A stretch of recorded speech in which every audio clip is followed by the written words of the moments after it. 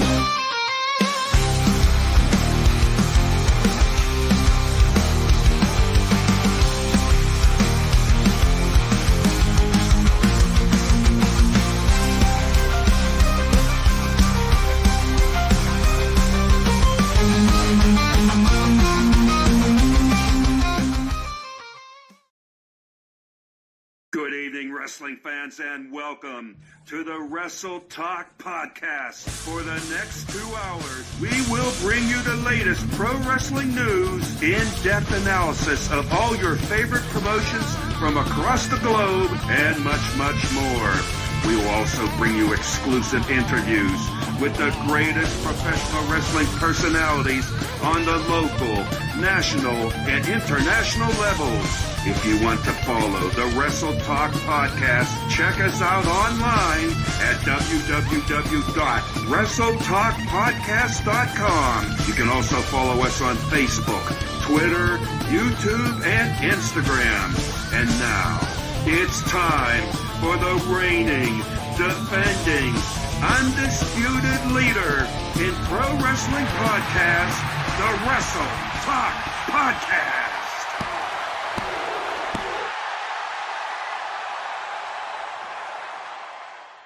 Good evening, Wrestle Talk Podcast family. The Night Owl sent out the call asking, should we return? And you answered, and we listened, ladies and gentlemen. We are back, and we are live. That's right. You are going to see a few changes here and there, but we'll get into all that a little bit later, because obviously I am not here by myself. No, not at all. As usual, there are several hosts here, ladies and gentlemen. So let's go ahead and get them in here. So let's welcome in, first off, the one, the only, the Hall of Famer, Luke Skywalker Roberts, ladies and gentlemen. Ladies and gentlemen, episode 501. And John, I know you and I had a conversation before we went on the air this evening. Happy anniversary, Wrestle Talk Podcast. For those that aren't aware, 10 years ago, yesterday, was the debut of the Wrestle Talk Podcast on all forms of social media. And as you said before, back by popular demand, episode 501. A lot of great things. As you saw the brand new introduction of the Wrestle Talk Podcast, that brand new entrance video, please make it a point to share your feedback all night long. Hashtag Let's Talk Wrestling, hashtag WTP, hashtag WFWWC, hashtag Snippets of Truth, Game Show Challenge from top to bottom. It's going to be a great night here. And you know something, John? I know we got a lot of great guests here. We got a lot of great co-hosts that are going to be joining us here tonight as we celebrate going forward into the next decade of the Wrestle Talk Podcast. But you know something? I feel a huge weight off my shoulders. And you know why, John? Because for the first time, as long as I can recall, the Snitch is no longer the Dynamo Pro champion. I'm going to tell you right now, I couldn't be any more excited. It's going to be a great night here on the Wrestle Talk Podcast. But like I said, we are not alone here in this journey that we call the Wrestle Talk Podcast. We're going to go ahead, and John, I want to go ahead and throw in a man, I believe he calls himself the young lion with the old soul. Let's go ahead and bring him in right now here on the program. The one, the only, Gabriel Arsene. I hope he's available. I hope he's ready. I hope he's got everything done. And of course, typical Arsene, he's always making it a point. He's got to have a great big introduction. He's got to have a great big intro. But you know something, John? Tonight it's worth it. Tonight's episode 501. We're back with the Wrestle Talk family, and it's been a great time. John, I got to tell you, man, it's great to see your face. How have you been doing, my friend? It's been a couple weeks. We're going to get Arsene in here. We'll give him his pomp and circumstance in a minute. But how have you been?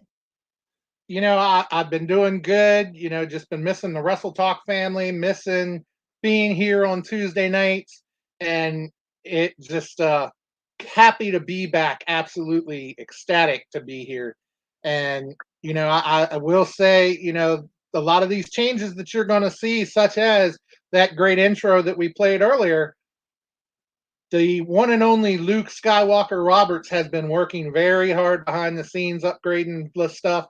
So definitely want a big thank you to Luke for that. And, you know, a few other people have learned a few tricks. Even though he's late, I'm going to give him his flowers here. Tonight's show was actually set up entirety, other than the stuff Luke Skywalker did. Myself and Gabriel Arsene sat down and had a little training session last night. So all the high spots were put in and all the graphics were put in, and the show was actually set to go by Gabriel Arsene tonight. So I tell you, he's stepping up, and it's just awesome. Although, as we say, he's running a little late, but he will be along. But you know who is not late and who is here is the one and only, the Maestro Jeremy Carp, ladies and gentlemen.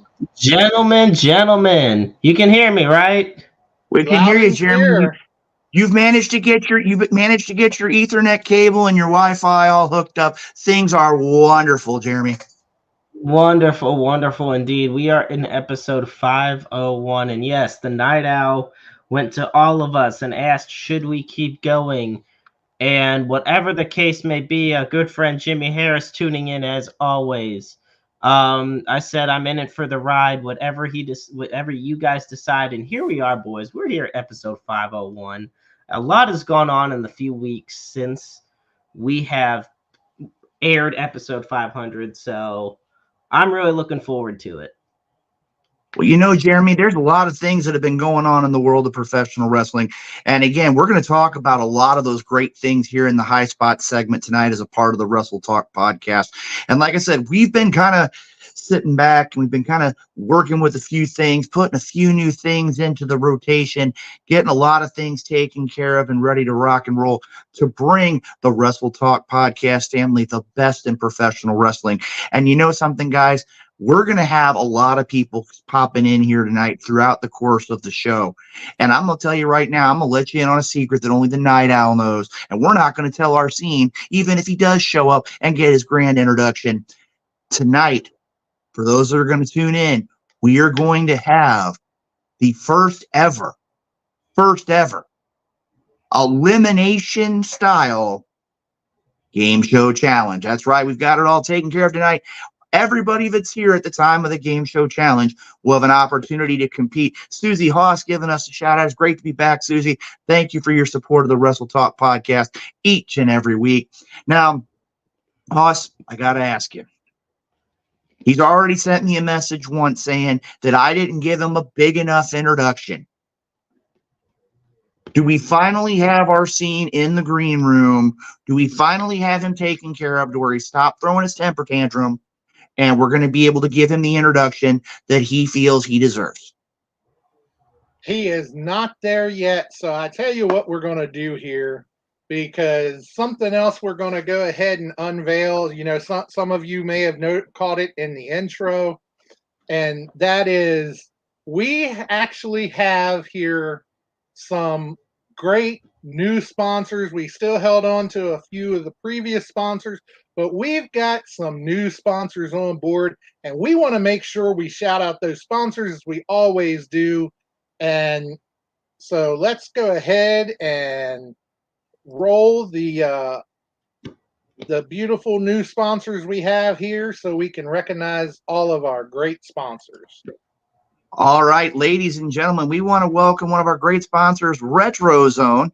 We also want to welcome Painter's Dream Productions, the Independent St. Louis Professional Wrestling Hall of Fame, Interstate 70 Sports Media, Little Popeye Designs, home of those great Wrestle Talk podcast tumblers that you saw earlier on in the open. You can pick one of them up for the low price of $20. They're available by contacting any member of the Wrestle Talk podcast. And, of course, the FWWC, the world's premier fantasy wrestling group. And as a matter of fact, if you have an opportunity to want to dive into the world of fantasy wrestling, you can catch them, I believe, Hardcore Hoss every Thursday evening, 7:30, right here on all your great social media outlets. Am I not mistaken? Actually, right now, the FWWC tonight has been on a bit of a hiatus as well. That has not continued yet. We are in negotiations to decide if and or when that show is coming back. But the FWWC is still there. I am still your hardcore champion. And, so you can check it out on the Facebook page, Fantasy Wrestling Worldwide Chapter. And we have challenges Mondays, Fridays, and pay-per-views from a same night as another organization that will not be named at this time. So you can find us there anytime. Be sure to check us out, and it's a lot of great stuff. And also, be sure to share the program, like the program. I believe on a lot of the posts now, you'll see a thing that says you can send us stars. So, feel free to send us some stars and, help out the Wrestle Talk podcast. And if you have a business or if you would like to be a sponsor of the Wrestle Talk podcast, be sure to hit us up because, we're always adding great sponsors. And we'll be touching on something here a little bit here. And that others may want to actually take part in as well. So, but we want to thank all of our great sponsors. Well, John, another thing too, we want to thank all the great viewers who stuck with us for 500 episodes. One of the big things that we've been looking at here in the Wrestle Talk podcast, we've had the opportunity over these last couple of weeks to really sit up here, and yes, Sister Hoss, she's gonna have her right to say, have her right to talk about being the international champion, and we're gonna talk about that a little bit later on. But again, we're gonna have the opportunity. One of the big things that when we came back for the episode 501 and came back after our hiatus was the idea we want to be, as we've always said, we are the undisputed leader in pro wrestling podcasts. But when it comes down to it, we have our sponsors, we have our great staff. But one of the big things that we count on each and every week is all of the great viewers of the Wrestle Talk podcast, the Wrestle Talk podcast family. And we're going to tell you right now, ladies and gentlemen, we want you to make it a point that your voices are heard loud and proud when you're talking about the Wrestle Talk podcast each and every week when it comes to all sorts of things in the world of professional wrestling, where it talks about the FWWC, whether it's guests, you name it. We want to hear from you. Make it a point to join us on social media. Send us messages. Send us information. Who do you want to see on the Wrestle Talk podcast? Because this is, when it comes down to it, we're all professional wrestling fans. Many of us have involvement in the world of professional wrestling. And I'm not going to say sports entertainment because I've always grown up on pro wrestling. Pro wrestling. Get that sports entertainment crap out of here. Very true, Maestro. Minimax says this is a sport, and it is as athletic and as pulse pounding as it can be. I guarantee you, some of the locker rooms I've been in my years, go back there and say, guys, how's it feel doing sports entertainment? I can tell you a few of them are going to get ticked off. So I agree with you, Jeremy. And again, you're talking to a man who on June 22nd is going to be going into the Independent St. Louis Wrestling Hall of Fame. And again, make it a point, check them out on social media. They are one of the great supporting members of the Wrestle Talk podcast each and every week. Make it a point to check them out. They're going to be having tickets available soon. And from what I've heard right now, when those tickets are gone, they are gone, and they have been moving at a pretty brisk pace. I know for a fact that the Wrestle Talk podcast has already made their connections. They've already done everything they can to secure their seats as a part of this historic event on June 22nd, 2025 at Andre's Banquet Hall. But you know something, gentlemen? We got a lot to take care of here. But before we get started, and guys, I'm going to tell you right now, there's been a lot of changes in the Wrestle Talk podcast. There's going to be a lot of new things here tonight. But one thing is for certain, and that is each and every week, we have to take time to recognize all of the great men and women around the world who are defending our country to make sure that we can enjoy the privileges that we have, the opportunity to bring you the Wrestle Talk podcast each and every Tuesday night. But as we always say here, we want to make it a point to pay homage to the greatest country in the world. So at this time, we ask that you please remove your hats, place your hands over your hearts. And again, ladies and gentlemen, please join us as we pay homage to the greatest country in the world, and that is America.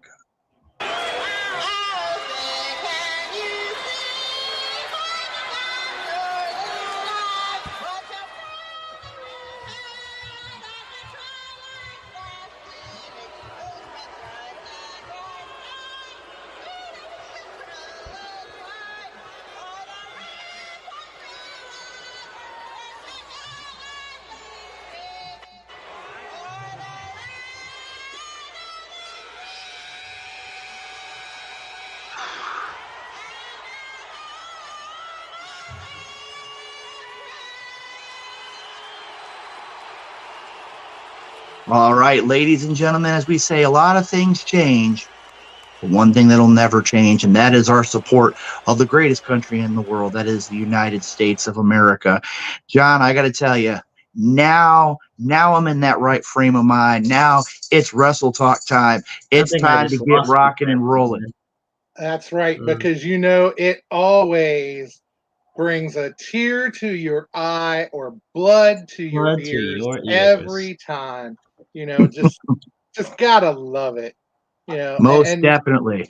Well, you know something here. If you're okay, Maestro. No, I'm not. It could be episode 501. It could be episode 2876. I don't care. Roseanne singing the national anthem is the worst rendition I've ever heard in my life. I don't think, and that's saying something considering the drunk girl at the home run derby. So yeah, but it is ironic, I must add, that behind me is college football 25 Army Navy game while we're playing the national anthem. So there's a little neat piece of irony right there. Oh, well, very true, Jeremy. Very true. Well, you know something, guys, as we talk about each and every week here, and again, it's been a couple weeks since we talked about it. We're always looking at a point to make the Wrestle Talk podcast a little bit better, make it a little more unique. Not that we're not already unique enough, because we bring our own brand of wrestling goodness each and every week here to the airwaves. But you know something? We got a lot of people who make this thing go each and every week. And ladies and gentlemen, we're going to go ahead here right now on the Wrestle Talk podcast. We're going to shake things up a little bit. One of the things that we do each and every week is we have a man who's been a very, very vocal part of the Wrestle Talk podcast, a man who has given a lot of his time, a lot of his energy, a lot of his knowledge, and a lot of his wisdom each and every week to this program. So ladies and gentlemen, if you would be so kind, and Hardcore Hoss, I'm hoping that some of our new improvements here as a part of the tech team will work. Ladies and gentlemen, at this time, we're going to go ahead and we're going to bring a new segment, not a new segment to the show, but a new segment in the rotation here. So, ladies and gentlemen, as we can go up there, Hardcore Hoss, can you hit the music? We're going to see right here if we can get this all hooked up.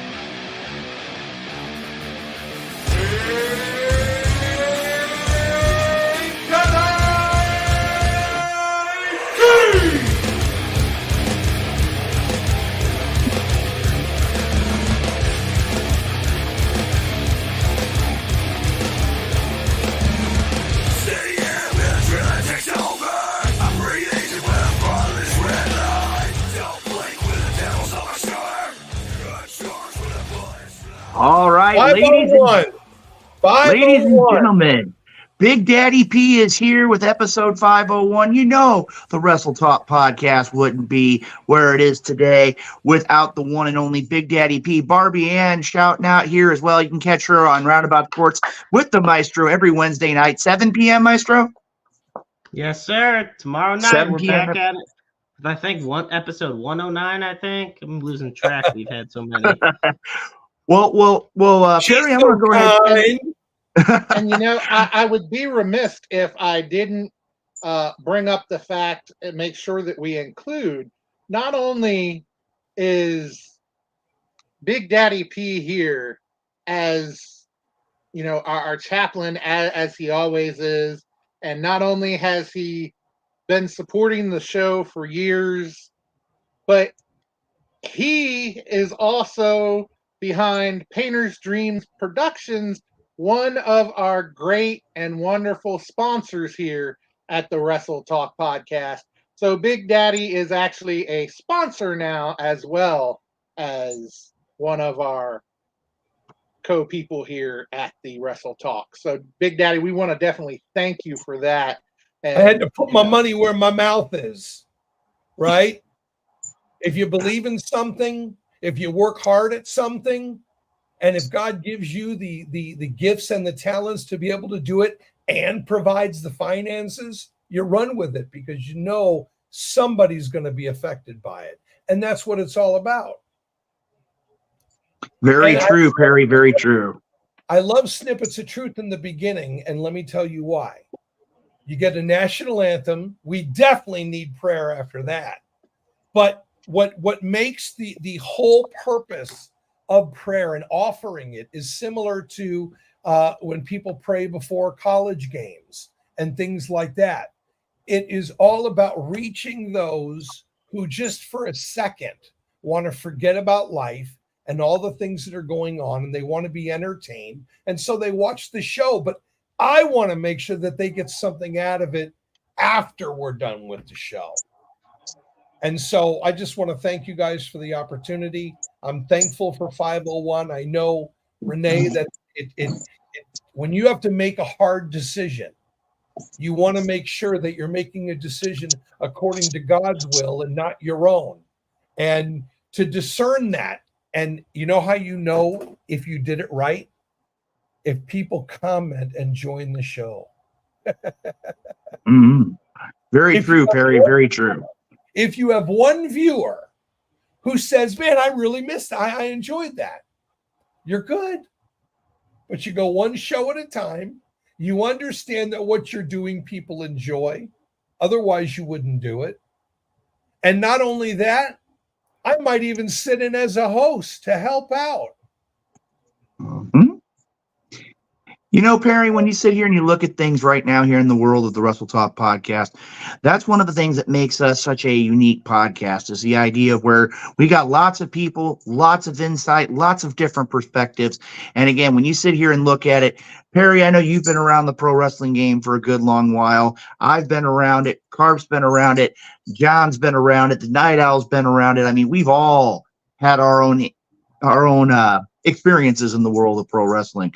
And again, to have you as a part of the Wrestle Talk podcast team, I have to say, I think it's one of those where, as they always talk about in the drafts or on the trade wires, you talk about definitely a guaranteed, we need to lock this man up, long-term contract, get everything taken care of, dot the I's, cross the T's, because we know full well that Big Daddy P makes sure to deliver things each and every week here on the program. Now, Perry, I know we're going to talk about the snippets of truth here in a moment, but I do want to go ahead and give a shout out real quick.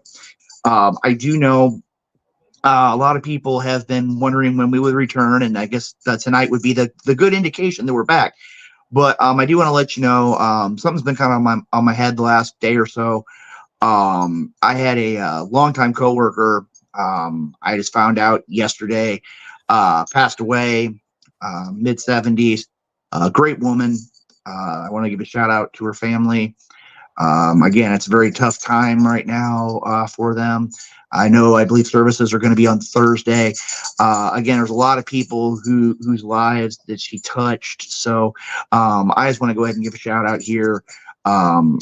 a request of the family, I do want to keep the name reserved. But I do want to let you know that, I mean, again, that's one that's been popping up. I do know, too, that there have been a couple other unspokens that have come across.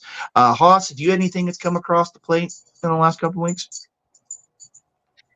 Actually, I talked to Perry, prior to the show for a few minutes. Tell the story, baby. Tell the story. You tell it. And, Doug Rafferty, who we had on the show here just before the break, who was inducted in the WDWA Hall of Fame, he has a real good friend named Haley, who about 6 weeks ago was involved in a car accident.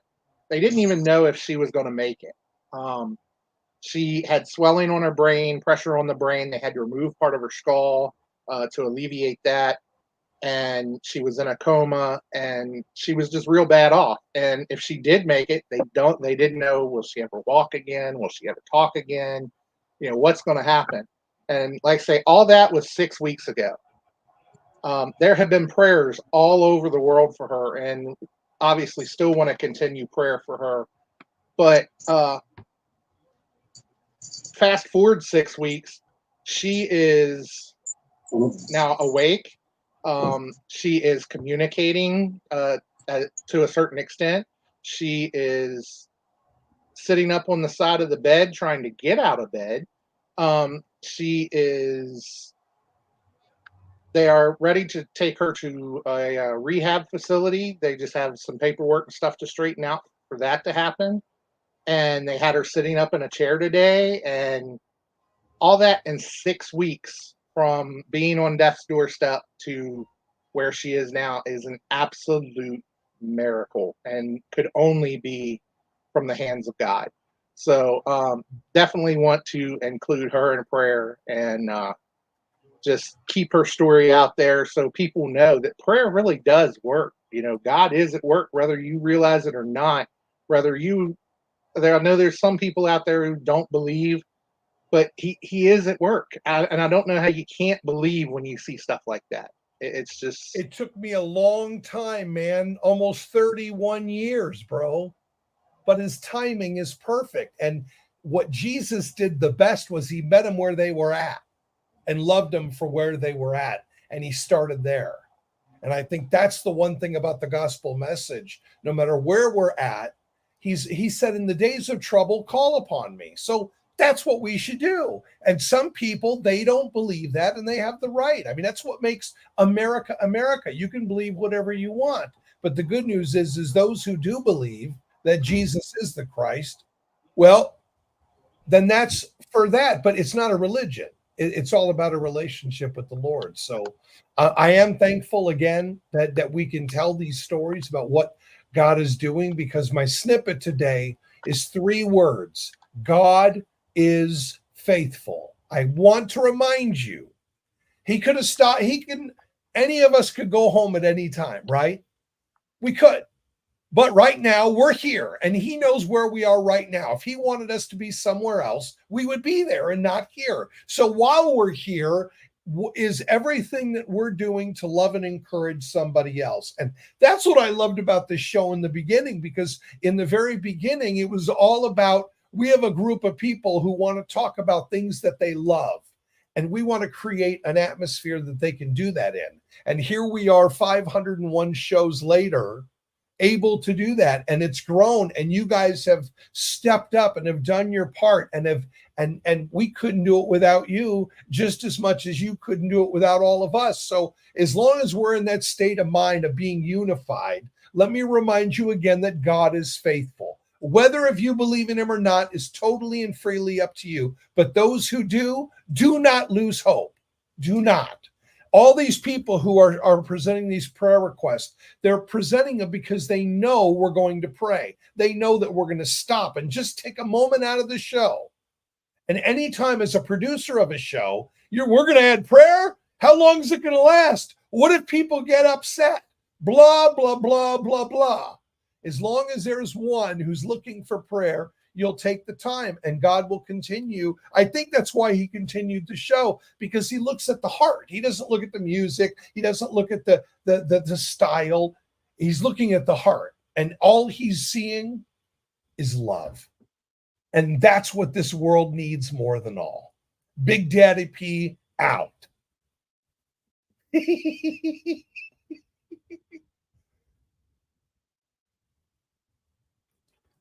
On my microphone, make it all work better. Oh, Thanks, Big Daddy. Thanks a lot. Now, as we said here, ladies and gentlemen, again, the Wrestle Talk podcast, we always bring a little bit of truth each and every week. And Big Daddy P, before we get started here tonight, like I said, usually you come on in the 8 o'clock hour, but to get things rolling here tonight, as we're going back into the swing of things here at the Wrestle Talk podcast, can you go ahead and give us one of your many prayers here this afternoon, or this evening, I should say? absolutely. Father God, we thank you so much for your goodness and grace and all that you continue to do at times such as these. We need you now more than ever. And Father, I just want to bring all these positions, these petitions, Haley, Father, especially all the unspokens. You know every situation that's going to take place. And Father, I just reach out for those right now who haven't tried you yet, that they would try you and they would find out just how much you actually love them and not listen to the world that says, we don't love you. And the world really, not all that's glitter is gold. So I thank you for opening every door that needs to be opened, close every door that needs to be closed. Thank you for those that have continued to support the Wrestle Talk podcast. And Father, I pray that as we go on with this show for the rest of the night, that people will just have a great time and they will enjoy all that you've made possible, because people don't realize everything that we have is provided by you, including the air we breathe. I thank you so much, and I love you, and I ask these things in Christ's name. Amen. All right, ladies and gentlemen, Big Daddy P, you know, usually you come on right before our interview, right before we get to talk to one of the great guests in the world of professional wrestling. But tonight, sir, we have a request of you. And that request is this. You are a very knowledgeable man, just like everybody who takes part in the Wrestle Talk podcast and all of our great fans that tune in each and every week. But we would like to extend the offer to you here this evening to join us as a part of a segment that you know very well. So, ladies and gentlemen, Big Daddy P, would you be willing to join us tonight for a little bit of high spots? All work and no play makes Big Daddy P a dull boy. Well, ladies and gentlemen, at this point in time, and hopefully, of course, Hardcore Hoss, we can get our new graphics machine here up and running. So, ladies and gentlemen, at this time, we're going to go ahead and turn things over to another classic staple of the Wrestle Talk podcast, the one, the only, the high spot segment. Hardcore Hoss, take it away. Mic check, mic check. Yeah. All right. Wrestle Talk podcast. DJ Money. Yeah. Let's go. Welcome to High Spots, where we pop news like clear chops. We dog shop, coming through the screens of a laptop and non-stop like I'm running speakers of blacktop. We hit hard like chair shots and backdrops. Like a clock flash, look like a barely fly. Now that's hard. We up to speed while they stay slow. Wrestle Talk podcast, now they know we about to start the show.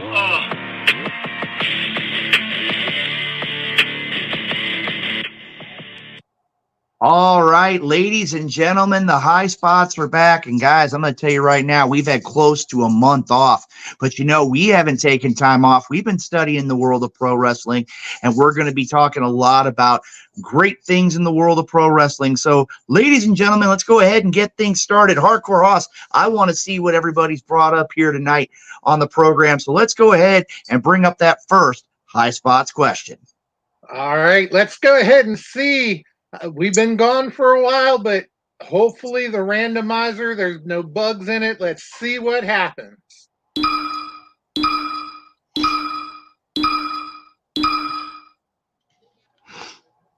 All righty, ladies and gentlemen. Woo! I'm intrigued by this question. Let's go ahead and see what the question is to go along with the graphic here. After the announcement of Rhino being inducted into the TNA Hall of Fame, what is your fondest moment of his in-ring career? Now, Big Daddy P, I'm going to go ahead and throw this over to you because you've been around wrestling a long time. And I'm not saying you're old because I'm probably right along with you. But when it comes to it, what is probably your favorite moment of Rhino and now being a member of the TNA Hall of Fame? 2 seconds before every spear. Greatest spear, I think, still to this day. I love Goldberg. I love Roman Reigns. But no one does a Rhino like a Rhino. Period. Mm-hmm. I got to agree with you there, Big Daddy P. But I have another one that was there that I definitely have to share with you. Maestro, we're going to throw this to you. I mean, again, you're kind of one of the younger members of the Wrestle Talk podcast staff. And matter of fact, having an opportunity to recently be on an event with the Hall of Famer himself, Rhino. What is your fondest memory? Yeah, I was gonna say being on a card with Rhino, being able to call a match of his at Bittersweet Lockdown 3 was definitely a deep honor for me. I would say he had a really good feud in TNA with AJ Styles.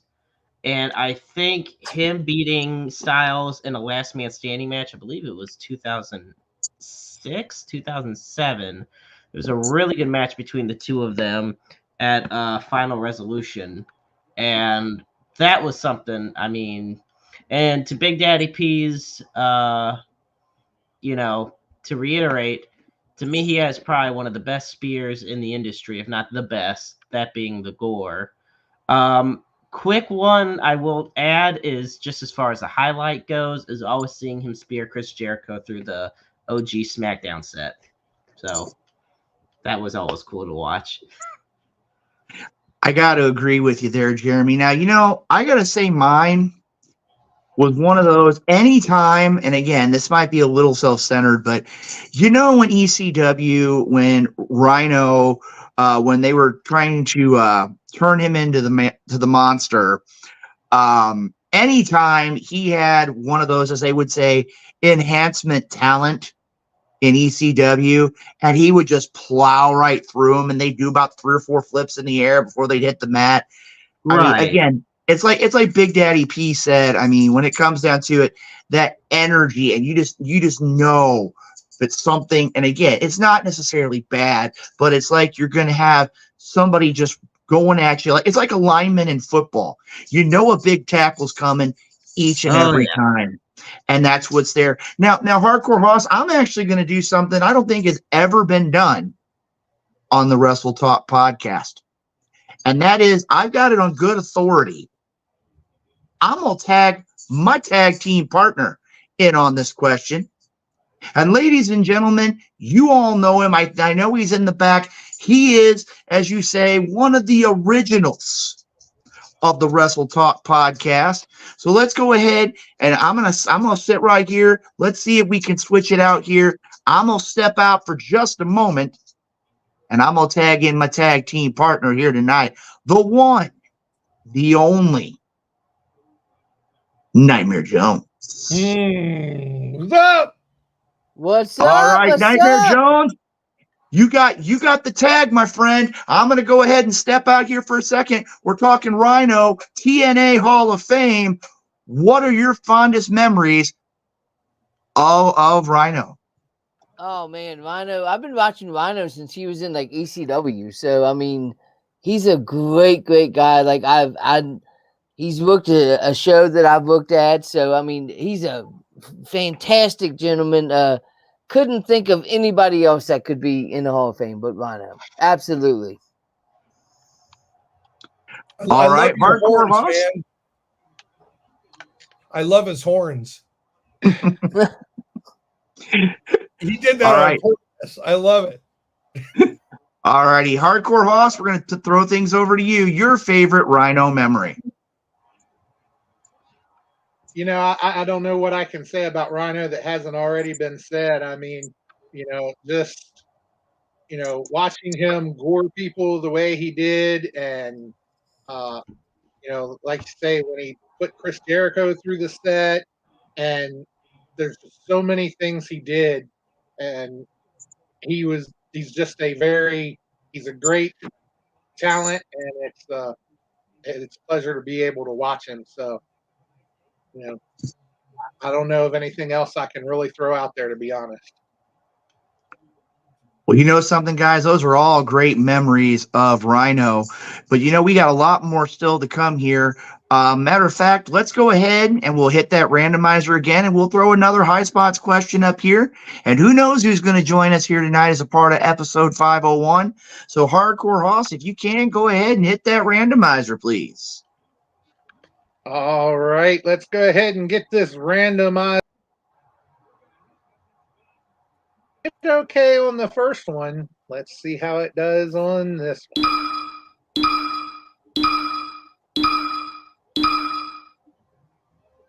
And our question on this one. So we have AEW and Shelton Benjamin on this one. Let's see what the question actually is. Is Shelton Benjamin and MVP have made their AEW debut as the Hurt Syndicate. Who do you believe would complement this faction well? Oh.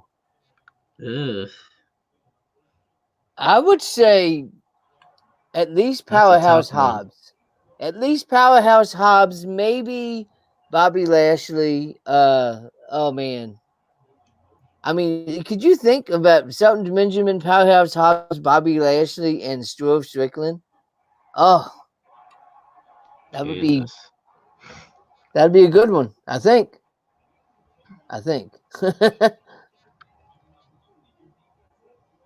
The Snitch is in the house. Look there, Mr. Snitch. I tell you, always great to see the Snitch in the house. The ref with unclean hands. What? I don't know what that means. I believe not a dime. I believe he must be talking about Luke, because Luke was talking earlier about how happy he was that the Snitch lost his title. And personally, I think it's a dark day. The Snitch lost his title? What? Yes. What are you talking about? The Snitch it's a glorious day. The Snitch lost his title. He must have been cheated. He got cheated. It's okay. Oh, please. So see, that all makes sense about the ref with dirty hands, because how else would the Snitch of all people lose his title? But right? that's a whole different topic, So the Skywalker screw the Snitch. Must have. It just makes too much sense. Who else would have, So, okay, well, back to our question here. So, Jeremy, who would you believe would complement this faction well? I'd go Powerhouse Hobbs, because let's face it, Lashley's on the been there, done that thing with the Hurt Syndicate, the Hurt Business, whatever you want to call it. I also want to throw a sleeper out there. They at one point had Cedric Alexander in WWE with the Hurt Business. I say maybe throw Ricochet in there out in AEW. See how he meshes well. Because, you'll have the powerhouse guys. But guess what? Little guys and cruiserweights and middleweights, they can bring a bruising too. They can hurt you. So, let's face it. Imagine a tag team of Shelton Benjamin and Ricochet. I could definitely see Ricochet. That would probably be a really good addition. But there's another person that I really want to get his take on this question. Because he has finally shown up, and so let's get him in here. He is the one and only Mr. Gabriel Arsene, ladies and gentlemen. Better late than never. Fashionably late as always, ladies and gentlemen. Don't say anything hasn't stayed the same since episode 500. But good evening, gentlemen. It is a pleasure to see you all. It is a pleasure to be here on episode 501 of the Wrestle Talk podcast. And boy, howdy, is this a big question. I'm just kind of building off of what you guys said. I'm going to double check the roster here in AEW. Just because I want to check some options here. As far as Ricochet goes, I definitely think that's something for him. I mean, that gives them a third. And let's be honest here. I love Ricochet to death, but not exactly the biggest mouthpiece if we want to talk about realistically. So having him paired up with MVP would definitely help him out because let's just say this man knows how to work a microphone. But as far as anybody else to join as the roster for this Hurt Syndicate, okay, thank you. Sorry, I'm like pulling this up on my phone right now. Well, I mean, we have there's AR Fox. I mean, I don't know if you guys are familiar with a lot of his work. I think he's pretty good. Joining them with a tag team would be nice. Who's he teamed up with again? AR Fox and Dante Martin? I believe so. And then is Omos still in WWE? Oh, hey, he is beating Akira Tozawa in all the house shows. They need Omos as much as possible. They really do. Let's be real. Unfortunately, due to underlying health issues, I would have said Keith Lee, but currently on the shelf at the moment. But if everything works out, I would definitely like to see the Limitless One get back to his former glory, especially with somebody like Shelton Benjamin at his side. I think those two would definitely bring something to the table. And then, I mean, just to throw some names out there, just because I'm scrolling down here right now, Lee Moriarty. I mean, if you need somebody to rep the Ring of Honor brand, he's already pure champion. I mean, the man can go. Did somebody say, can we put this up real quick? Keith Lee's on the Night Owls diet. Damn, I didn't. Wow. Wow. I think if we have a couple more like that, I think we can definitely figure out about getting him on the show here tonight. But as far as anybody else goes, I mean, Swerve is there, but I feel like it's an issue of they need Swerve a lot more than Swerve needs them. And that's not disrespecting, this new faction. This is more leaning into that Swerve is kind of already on his own. He doesn't really need anybody else to carry his back, so to speak. Do I want to see a storyline come out of that potentially? Yes. Do I think we need that storyline going forward? No. But it's complimentary. Mine's still staying with Dante Martin, AR Fox, Lee Moriarty, and Keith Lee if we can get everything situated with him. But that's just me. Okay, so Gabe wants half of the AEW roster in the syndicate. Yeah. Well, can we bring that comment back here real quick? They have too many small guys. They all look alike. What made Tiger Mask, Dynamite Kid, and Juice Your Thunder Liger as special is they were the only ones flying. Now, like the DDT super kick and the spear, everyone does it. That is debatable, sir. I will refute you on that only because junior heavyweights, as far as they go, yes, we do have a lot of high flyers, but I still think that they have a certain level of how they approach it. But we could sit here talking about that all night. Okay, I was going to say, a super kick's a dime a dozen these days. I'm sorry. Nowadays it is, absolutely. Like, it was already bad in, 2010, and then it just got worse. Like, now every show, every day, it's just a freaking super kick palooza. And you might want to watch a super kick party. And you might want to watch Arguing with Doug. Now you're getting into where you're arguing with the Hall of Famer. Okay. I'll argue with Skywalker all day, but I got love for him still. Hey, that's totally understandable. And guys, I'm going to tell you right now, when you're going back to the idea of super kicks and things along the line, I always go back to the one, the only, the gentleman, Chris Adams. And the idea when that super kick was thrown, that was it. That was the ball game. That's like Shawn Michaels. Yep. Same thing. When he hit the super kick, that was it. That was all she wrote. But now you're looking at an idea that super kicks were thrown every 14 seconds. And, I mean, again, it's lost its pizzazz. It's lost its zing, so to speak. Now, going back to the original question here, and also nice to see you could show up, Arsene, after you made a big to-do about me giving you this great, big, grandiose introduction, and then all of a sudden you mysteriously appear when I have to go take care of business. But that's okay. I know for a fact that we can't call you Jeremy Lightweight anymore. I know for a fact that we can't call you Jeremy Carp's favorite wrestler of Gilbert. We can't do any of those things anymore. But I'm going to go back and mention your question here. Shelton Benjamin, MVP, have made their debut. I hadn't heard that they had actually been called the Hurt Syndicate as of yet. Yes, they are. They have been called the Hurt Syndicate. Yeah. You know, Yeah, Tony Khan went live and said, "It's the Hurt Syndicate! It's the Hurt Syndicate!" Ah! you know, I gotta and us. I mean, again, and no, Susie, I don't run from people. Like I said, I don't get my feet moving too fast anymore. I don't know. The snitch showed up and you disappeared. I mean, yeah. The arthritis. No, really it was all your perspective in the idea of where usually when I say something, he vanishes. It's just a flip-flop perspective. That's what it is. But going back to the original question now for the third time, and to give you an idea here, talking about the Hurt Syndicate. Right now, who do you believe would complement this faction well? I heard names like Top Flight. I heard names like Action Andretti. You know what? I have to say, the only place right now I can really see him is Leo Rush.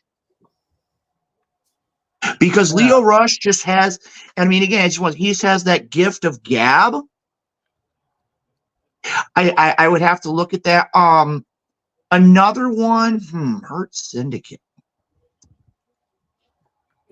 I'm gonna have to come back to this one a little bit because there's a couple names that are kind of bouncing around in my head. Well, I had one I wanted to add if I can, real quick, Skywalker. Go ahead. Because I'm sure everybody's completely forgot. But two actually, former TNT champions. So hopefully we can get these guys together and get some gold around their waist. Because at one point these guys were considered the future of AEW, and now we're dwindling in the mid card. But Scorpio Sky, Powerhouse Hobbs. We need to be doing something with our talent, AEW. And well, they went from being the future to AEW to wondering what the future is of AEW. Ooh, I like where the Night Owl's going here. You know, another one that's popped into my head as of late. You're talking about and now I lost it. This is great. I'm having issues tonight. You talk about Powerhouse Hobbs. You talk about Hook. You talk about what about a Rocky Romero? I mean, again, we know that he's capable. I mean, he knows what's there. He knows how to take care of things inside the squared circle. I mean, another one that would actually give him maybe something to do. What about a Trent? Trent's kind of gotten lost in the shuffle since Best Friends is kind of gone where it is and whatnot. I mean, it's one of those where there's a lot of options here, but I think when it comes down to it, they have to play their cards right. They really do. Because if not, then a lot of people are going to say this is the Hurt Business 2.0 and nobody's going to get any interest in it. And I'll tell you right now, Shelton Benjamin for years has been grossly underestimated. One of those where I think when it comes down to it, we have only scratched the surface. Ooh, I like that idea too, Assad. Athena. I was just about to say we had a comment here from Susie. She said, "What about the ladies?" And the first one that came to mind was Athena. So I'm glad Assad and me and him got the same idea rolling here. We do need a lady in the Hurt Syndicate this time around. We got to. All right, I got one before we move on to the next. Let's get Perry's comment here because he hasn't said his yet, and I think I got he has the perfect answer. I've been waiting patiently. And once I answer it, I'm out of here, okay? Because I want to make room for more people. But here's who I think. Brock Lesnar in blackface. And the crowd goes wild. Big Daddy, out of here. Mwah. Wow. You know, I will say Wow. something. I'm going to say this. I am glad he said that because it makes the one I'm going to say a lot less controversial. You're gonna say Gilbert, aren't you? Got him! Got him! You know, I was going to say Nyla Rose. Ooh, Ooh. I like that one, Carp. Ooh. I mean, come on. Like, And speaking of Gilbert, he's actually coming to this area here next month. well, thank God I don't live in West Virginia, right? All right. I was going to offer you to come up and stay for the weekend, Carp, so that you could go see him. I know he's your favorite wrestler. One day Gotta I'll get you to take meet you your up idol, that man. offer, Come but it ain't gonna on. be this weekend. And I just want to throw this out there to our always loyal fan AJ Wallace. What about Mercedes Moné? No. What about No. Mercedes Moné? No. Sorry, No. I just had to throw that out there because I think we were all in the same I boat. can't stand her. Can't stand All her. right, that's But another what if, question for another day. What if KO was to jump ship to AEW and join them? That's not gonna happen either. I don't think that one goes there. Nope. Well, tell you what, guys, I'm gonna throw one more out there. I don't know why it's just kind of clicking in my head. After everything that went on, maybe it's a giant ruse, and maybe we see somebody like an Adam Cole go to the Hurt Syndicate. No, I don't see it. Nah. I mean, it's one of those where, I mean, not to sound crazy, but in the case of the Undisputed Kingdom, it's like, honestly, to me, Wardlow, they kind of dropped the ball on. Yep. You've got Bennett and Kinda. Caden, who are pretty solid by themselves. Roderick Strong, I mean, I love Roderick Strong's in-ring ability, but I think he's kind of been lost in the shuffle in AEW. And the last time we really saw anything major from Adam Cole was the big to-do with him and MJF. I mean, it's something to throw out there, but I mean, again, that the options are very much open. Speaking of open options, let's go ahead and get some new options up here with a little Thank thing called a Lord. new question up here Well- on there. And I'm going to love you with you guys. When we bring the next question up, I want to go ahead because we need to talk a little bit of business. So tell you what we do. Let's go ahead and Hardcore Hoss, you know who I'm talking about. I believe that he is, again, doing Wrestle Talk business outside of the area. He's been checking in with the show most of the night. Hang on. I got one quick question about that. Okay. We got a Floridian below me. You and I are Missourians, and we got guys in West Virginia over there. Yes. What is the fun? And then you got the Night Owl out in Kansas City area. So Technically Define speaking, Night Owl out is of also town. Floridian. Well, That is true. so Like- let's go ahead. We normally would have a guest come in during our second hour, and tonight we don't exactly have a guest, but we are going to have a little interview here with our brand new executive producer here on the Wrestle Talk podcast. So let's get him in here, ladies and gentlemen. You all know him, and we all love him because we wouldn't be here without him. The one, the only, Renee the Nightmare Martinez. Oh, I thought you were gonna say the snitch. Ain't going it. Oh, I gotta say, Night Owl, awesome hat, by the way, my friend.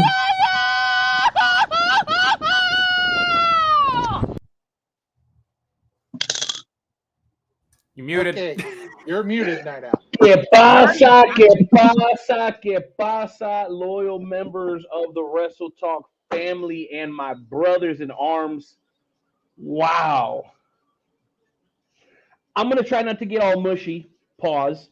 Too early in this interview because this is very emotional for me. But thank you guys for having me on. And I did bring a friend. She's she's actually been backstage the entire show, like one of the hosts. I'm going to be bringing her on in a few minutes. I got a lot of nice things to say, but we got business to handle first, gentlemen. So what an honor it is to see all of you guys. Gabe, I know they gave you a hard time about being late. They did my job for me, so good to see you. Hoss, you already know, bro. You my dog, my business partner, and a friend, and I love you to death. Joe, having you back here, bro, it makes this shit feel full circle. I don't know if you guys saw a little earlier, the Rick Rose kind of thing popped up. Yeah. In memory of, and I thought that was beautiful. And anytime I see that, I always think of you, Jeremy, my business partner, my amigo. Jeremy Carp and I are the antithesis of people who put their differences aside and find a common ground and purpose and get shit done. I'm so proud of you, bro. The I-70 Sports Media conglomerate, you and Babs, you know, I'm there every week supporting, showing love, checking in, bro. I got nothing but love for y'all, man. You know, they said it wouldn't work, baby. And here we are. We've been partnering up for 200 plus episodes, bro. And it makes me so happy. And last but not least, and I promised myself I wouldn't be too wordy today, but Rob, I'll tell you something, bud. If it wasn't for you, I might not have my best friend back. If it wasn't for you, I probably wouldn't have found the energies to, you know, have the conversation that we're having today about the return of the Wrestle Talk podcast and what that looks like. And most importantly, I can say this about Rob, no matter how much business is going on, he's always going to ask you how you're doing, and he's always going to ask you about your family, and he's always going to care. So when it comes to business partners and friends, I don't think I could have a better group of guys alongside me on this journey as we continue forward to 501 and beyond. So yes. I do want to comment. There were so many things you guys were talking about. You guys were talking about Rhino. I was like, I got something to say, but I'm going to take my time here because I could probably go on forever. I just don't want to be my normal self and just fucking run my mouth for hours and be a prima donna. So I'm going to try to be respectful now. So good to see you guys, man. It's great to be here. It's great that you joining us here, Night Owl. And, you know, if they don't mind, I'm going to go ahead and I'll throw the first question out here to you. And it's a question that has been posed to me by several fans, you know, places that I've gone and people I've talked to. I've been asked, the Night Owl threw a thing out there and, you know, asked about the show continuing. And there were so many rumors going around about the show ending. And so many people said, you know, what is this about? Is this real that Wrestle Talk may possibly end? Are you going to continue? So to start out, can you explain when you put the call out there that you wanted people's thoughts on should the show continue? Where did that come from and what prompted that? Okay, we're coming out firing real bullets, huh? No warm-ups, Hoss? No showing up before the show and running the ropes a little bit? Aren't you the one priding us on asking the hard-hitting questions? Yeah, dog, but I mean, shit, it's been a month, man. Like, okay. You had that much time to prepare. No, it's fine. It's fine. You know what? I think this is the kind of stuff that the people want to know about. Because so much of what we see today in entertainment, and we are in entertainment, gentlemen, and we're in business. Don't get it twisted. This is not just a hobby. So many people look at everything as a work. It's a work. They're working us. They're doing it for ratings. They're doing it for this and that. I'm gonna be quite frank with you guys. From basically episode 480 upward, I started to ask myself what the trajectory of this show was. And most people would start, are we growing? Are our numbers consistent? Are we showing, you know, existential improvement as we go along? And it was pretty easy to see that we were. Even going up to episode 500, the kind of people that decided to show up and give us our flowers. I mean, I can't even begin to tell you guys the chills that I got when we had the representative come on and join us from the great state of Ohio. And Carp, you asking this man what his team was, I was like, bro, you never gonna. I thought that was such a great question, and I applaud you for taking the chance and asking that question. But we all knew this man, he's a full-blown politician. We're gonna get an answer, but anyway, I digress to say that from episode 480 forward, I just wanted to make sure that I not only did what was right for the audience, which is probably the first thing people would look at, but I was like, is it still healthy for the men in this room for us to continue forward? And I've always had this philosophy about relationships, like, okay, every relationship is going to have its ups and downs, its positives and negatives. If the negatives outweigh the positives, and this is my guy Jeremy always talking about the psychological stuff, so I'll tap into that just a little bit. If I'm doing you more harm than good, if the bad outweighs the good, maybe it's time to look at making a change. And let me tell you guys, for selfish reasons, this has been a great adventure. I went and actually did the math. So from when I joined the show for the very first time on episode 13, Joe, I actually went back and looked it up. I've been involved with this show for 470 plus episodes. That means you're talking about roughly 440 to 450 shows that I actually appeared on. Jeez. You multiply that by 2 hours and 20 minutes or so, which is our average, that's over 1,400 hours of on-air content that I've been a part of. Lord. That has nothing to do with the prep time. That's just the on-air. Guys, that is 44 days of my life have been spent with this little red light on. I'm sure you guys all have it in front of you too. It's a little red light that says you're alive, right? So I said to myself, okay, if I'm ready to do something else, can we look at this show and feel like it's still serving a purpose for not only, again, the audience, but also for the hosts? Is it still worth doing for everyone as an individual? Is it still worth for doing everyone for the audience? And more importantly, I think above all else, is it good for the wrestling community that we all love for the Wrestle Talk podcast to continue to exist? And every conversation I had, with few exceptions, all said, yes, the Wrestle Talk podcast is good for the community. Yes, the hosts will continue to benefit and grow and expand within themselves as people and as business people by being affiliated with the show. It'll also help out the FWWC, because if Wrestle Talk goes away, that hits the FWWC. Thank you, Gabe and Hoss, for your contributions. And proud of you, Joe, everything you're doing down at FED. You're fantastic, very highly entertaining. I love it. But, I mean, it was a really holistic conversation with myself, and then I expanded that out and had a conversation with each of you individually, and then as a group, and then I talked to family and friends, and then last but not least, Hoss, to go all the way back to the beginning, I put that post out to the people that have been here to support us, our audience, since the very, very beginning, like El Luchador de Kansas City. And guess what, man? 99% of it was like, keep going. Now, there were some financial ramifications, and we'll talk about that here in just a minute, because I want to talk to the people about how they can support Wrestle Talk. We can keep Snippets of Truth on the air. We can keep the FWWC on the air. We can keep this brotherhood together. But I'll tell you guys what, the answer is yes, John. There was a serious chance that if you guys didn't step up and contribute the way that you have, and that the audience didn't speak up, and that my friends and family were like, you're not done yet, Wrestle Talk would have ended at 500, and you know what? There would have been nothing to be ashamed of, because I had a conversation with Joe right after the show, and I said, hey, bro, if we close the book, did we do our job?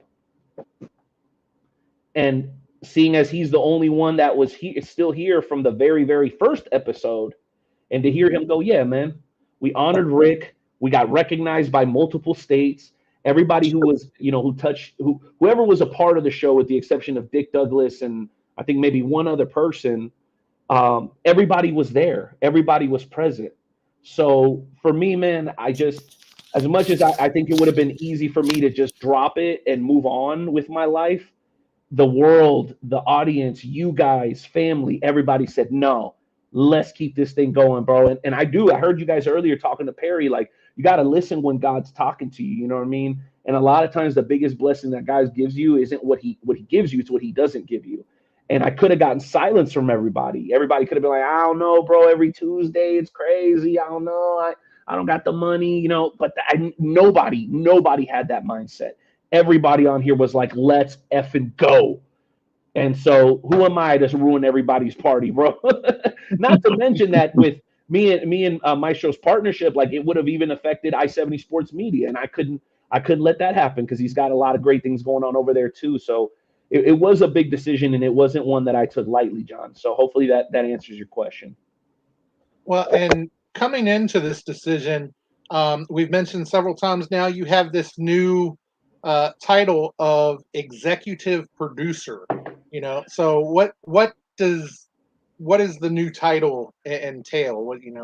What can they expect with the executive producer? Well, that's also a great question.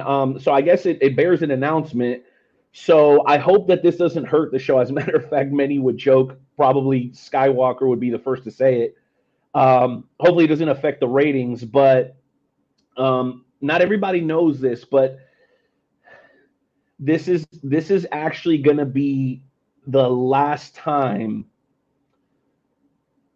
in a while that I am going to be physically scheduled to appear on the show as a host.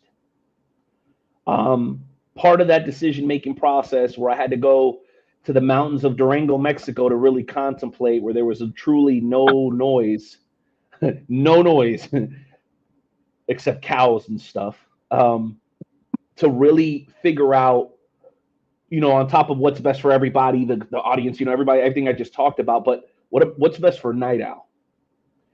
And 44 days, 1,400 hours, countless hours in the background. I feel like I've helped carry the show to an extent, but as I'm carrying it, I'm also slowing it down, because having the responsibility as the core host of the show, which I heard from you guys, this isn't Renee being arrogant and going, "Oh, I'm the host of the show," but all of you said to me, "Bro, when you're there, the show is different. It's impactful. It resonates." And so as much as I know that that's important, I have actually fallen short on a lot of my responsibilities. The strides that we needed to make on the show from a business end of things, we dropped the ball, because I was too enamored in trying to bring you guys the best host Night Owl that I could potentially be. And I never wanted to let any of you guys down.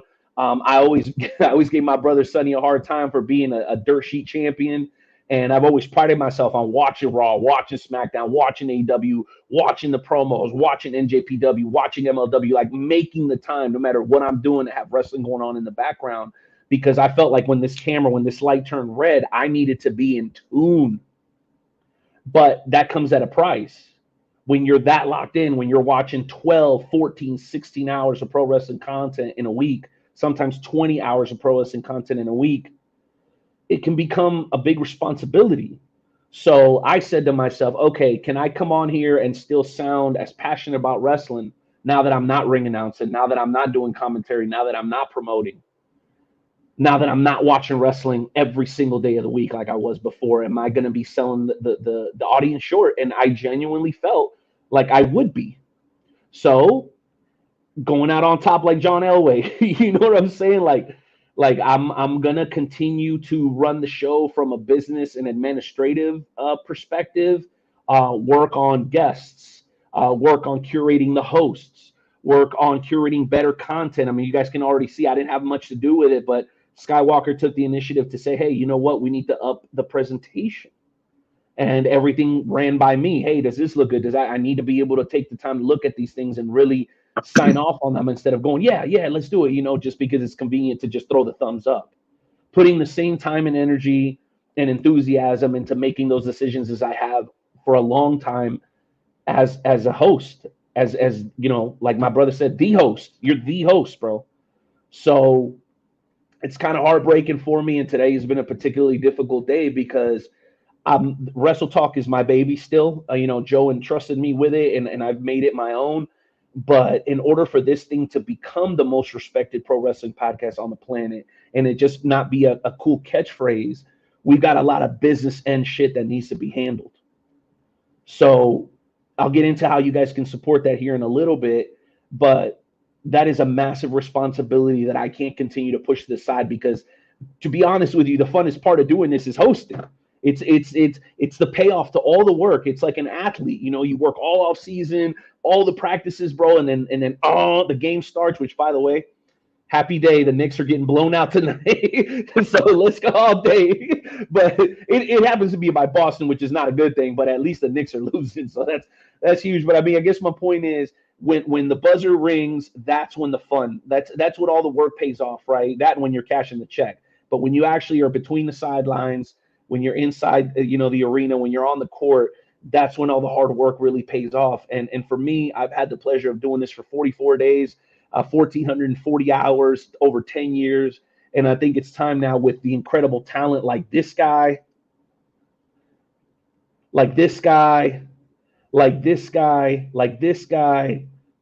I mean, it's time. It's time for these folks who are more than talented to take center stage and allow me to do what I'm really good at. As much as I enjoy hosting, what I am is I'm a leader and I'm a businessman.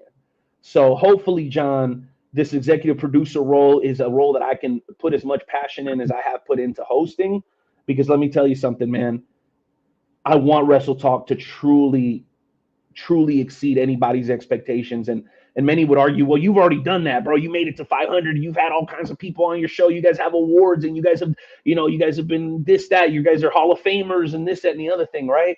But, bro, for me, it's seeing us truly become a staple of the pro wrestling world. And I think we're on our way. But there's a lot of work to be done. And the more that I host, the less that I can focus on pushing that train forward. You know what I mean? And leading from the front the way that I'm supposed to as the executive producer, not the, lead host of the Wrestle Talk podcast. So definitely, it's a tough one, guys, because I love this. I love being on the air. It's so much fun. But again, this will be my last officially scheduled appearance on the Wrestle Talk podcast. I'll probably be back around for SummerSlam. I'll come mess with y'all for WrestleMania, but I'll be back here every week pulling strings, making sure that the water's flowing in the direction that it's supposed to be flowing. So hopefully that answers that question for you too, Hoss. Well, and we definitely appreciate all the sacrifices you made, everything you've done for the show. We appreciate every bit of it. We wouldn't be where we are today. Joe and Rick, they started the show. They brought it up. And then, you stepped in and you brought it up further. And, then you brought the rest of us on board. And we've been trying to help bring it up as well. And just, it wouldn't be where it is today without you and all the hard work that you put in. So we definitely thank you. We hate to see you, stepping off screen, but definitely understand why that decision had to be made. But as always, now that I've thrown you directly into the fire and, to hit you with hard-hitting questions right off the bat, Oh, come on, John, please. I got a big hard-hitting comment. Come on, please. Exactly. I need to pass it to my man Luke over there because we see he is just chomping at the bit to get at you. So, first of all, Renee, one of the things you and I have had many a conversation about, both on and off air, is the idea of a phrase we both know, is it takes a village. And I know, as you know, what is meant by that. And what you've done as a part of the Wrestle Talk podcast, you've created the village. You've created what background, what supports that the Wrestle Talk podcast needs to improve and grow and become the entity that it is today. And again, for myself personally, longtime business associate, very close friend of yours, I got to say, I want to give you your flowers, but I want to do something a little different. You know me, I'm a format guy. I don't have a format right now. I'm completely off the cuff here. And I'm going to tell you, what did they say a long time ago about payback? Payback's a bitch? I don't know what they say. Well, here's what's up. Here is my comment. Not even a question, because we're done past that point. I want to go around the room here, and those that are watching, please put them in the chat too, because I want to hear about this. I want to see. Night Owl, one of the things you talk about giving somebody their flowers, giving somebody their due. All right. And tonight, this is going to be, to a certain degree, this is going to become a respectful roast of the Night Owl. No. And what's going to happen is this. If you want to roast me properly, you're going to need some help. I'm telling you now. Well, here's what we're looking at. All of us have had, over the course of the many years we've known you, we have had countless experiences with you, countless memories that you have made both inside and outside of the Wrestle Talk podcast. So what we're going to do is this. And again, hashtag Renee Martinez, hashtag Night Owl. Congratulations, don't Night Owl. Whatever you want to put in don't there. hashtag my shoot name, bro. I'm already being looked for in 3 states. Don't hashtag my real name. Use the alias. Well, here's what we're going to do, guys. We're going to 3 go states ahead. and 2 countries. That's a fact. That's a fact. Okay, well, we're going to get started here, and I'm gonna step out here first. I got 2. The first one was one of the very first times I met the Night Owl, many, many years ago. And I know the Maestro's going to know this place. I know Joey. I know that Nightmare Jones fella is going to know this place. It was called the Stratford Bar and Grill. God. Oh my gosh. It was one of the first times that Renee had ever made a journey that I can recall to a pro wrestling event. And the man, we had been talking for weeks about him bringing some of that great Joe's barbecue from Kansas City. And I was all psyched up and ready to go. And I remembered right before the show started, I asked the Night Owl to make sure, because it was myself and Chris Rodell, Big Sexy. And I made sure to say, everything's separated so we each get the same thing, right? And he's like, yes, Luke, it's there. Everything's good to go. Get through the show. I'm all excited. I got my 45 car minute ride home. And the end result, I open my container for my brisket, and I get 2 orders of baked beans. That's how we handle business. It was all the Night Owl. Rodell winds up getting like 2.5 pounds of brisket. And I get stuck with 2 containers of baked beans. I'm not going to let him live that one down. But the second one, Rotel, and I got to level with you here. I said Rotel. I mean, Rodell doesn't share well. But maybe the Rotel applies too. I don't know. Well, the other one, and this is one that a lot of people don't know. Back a couple years ago, Night Owl and myself and our good friend Dr. Drew Abbenhouse made it a point. We attended the Cauliflower Alley Club. And I'm going to tell you right now, I had things to do. I mean, again, being an adult, there's things I have to do in my life. The Night Owl does as well. And I'm figuring, okay, we're going to be stuck. We're going to be in this room. We're going to be this, that, and the whatnot. We're going to be grumpy Gus's. And I'm going to tell you, for the better part of 3 days, the Night Owl just kept me rolling and going and just laughing and carrying on. And let's see here. Things I remember from that trip. Rob was trying to go to bed at 7:30 in Las Vegas, y'all. Oh, yeah. Hey, let's not go there. Let's go to, first of all, you getting threatened by Medusa. Oh, shit. Oh, God. She was because he wouldn't get out of the ring fast enough. Let me tell the story. Let me tell the story that you always leave out. You call it getting threatened by Medusa. I call it flirting. Because later that night she gave me a hug, and y'all know I'm happily married, so it wasn't reciprocated. But for a lady in her 50s, she's done well. I'll just say, she's taking care of herself. Shout out! Oh, by the way, shout out to Morris Thesaurus, my man Jason Morris, who was present, who showed up for us on episode 500. You guys will remember him. He's also one of Medusa's moderators for her podcast on Twitch. So shout out, man! Support to my guy. We got all the connections. You know how we do.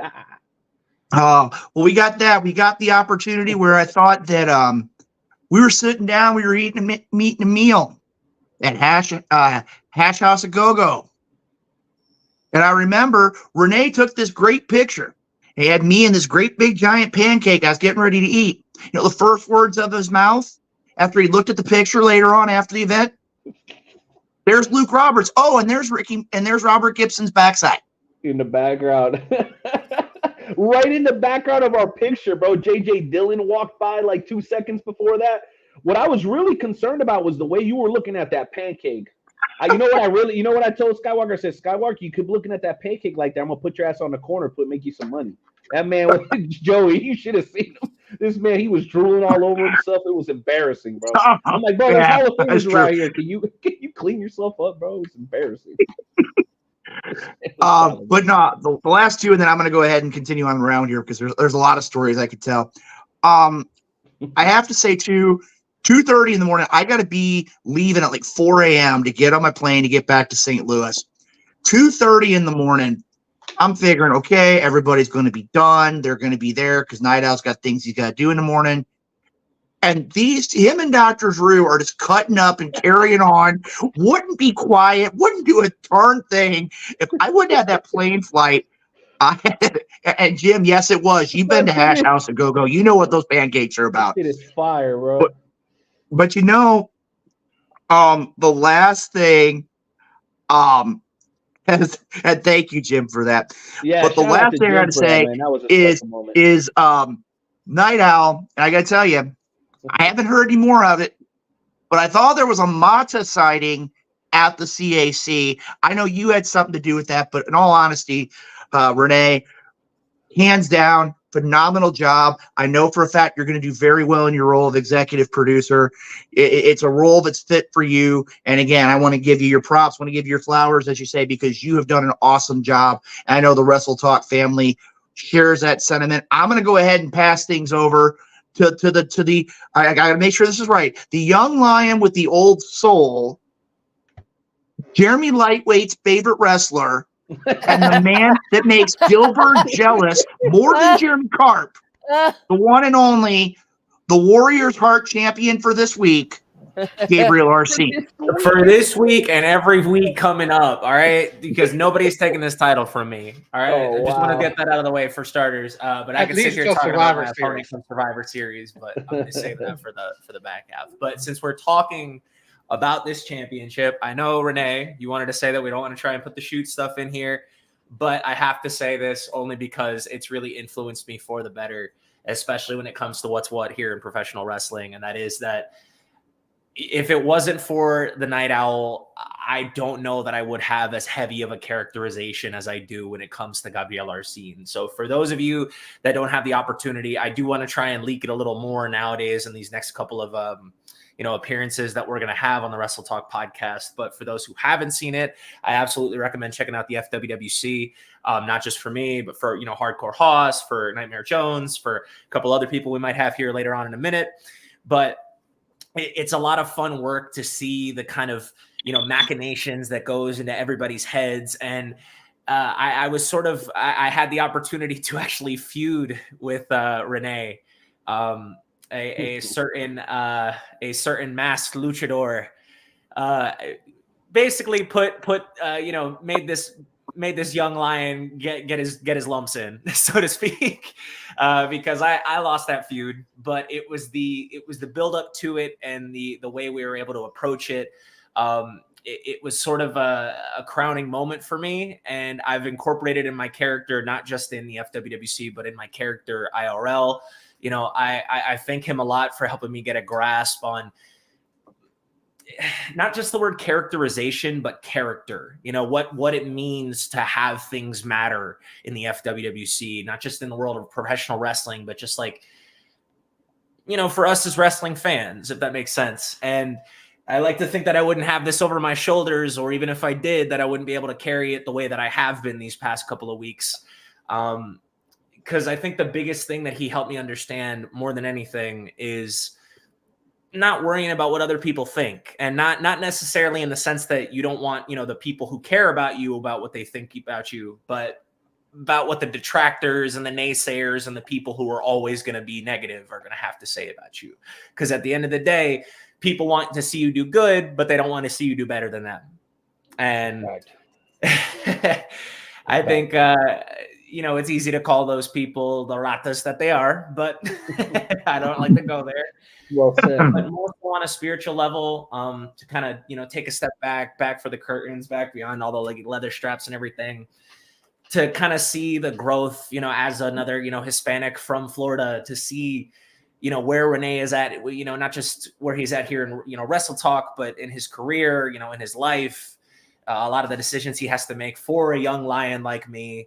It helps pave the way for what I can expect, but also what I, won't expect. That, life will always throw you these curves, these turns, it'll always knock you down, but you have to pick yourself back up. And sometimes you have to, give what's handed to you, or, like you mentioned earlier, Renee, what's not handed to you. And I really like to look at you as a paragon, not just for, my wrestling career, but, my career as far as who I am as a person, with my life, with my, how I carry myself as spiritually. I mean, I guess you want to say metaphysically, but but I like to think that I have a lot to learn, and I have learned a lot, but there's always, room for improvement. And not to get mushy or sentimental, but from the bottom of my heart, man, I love you.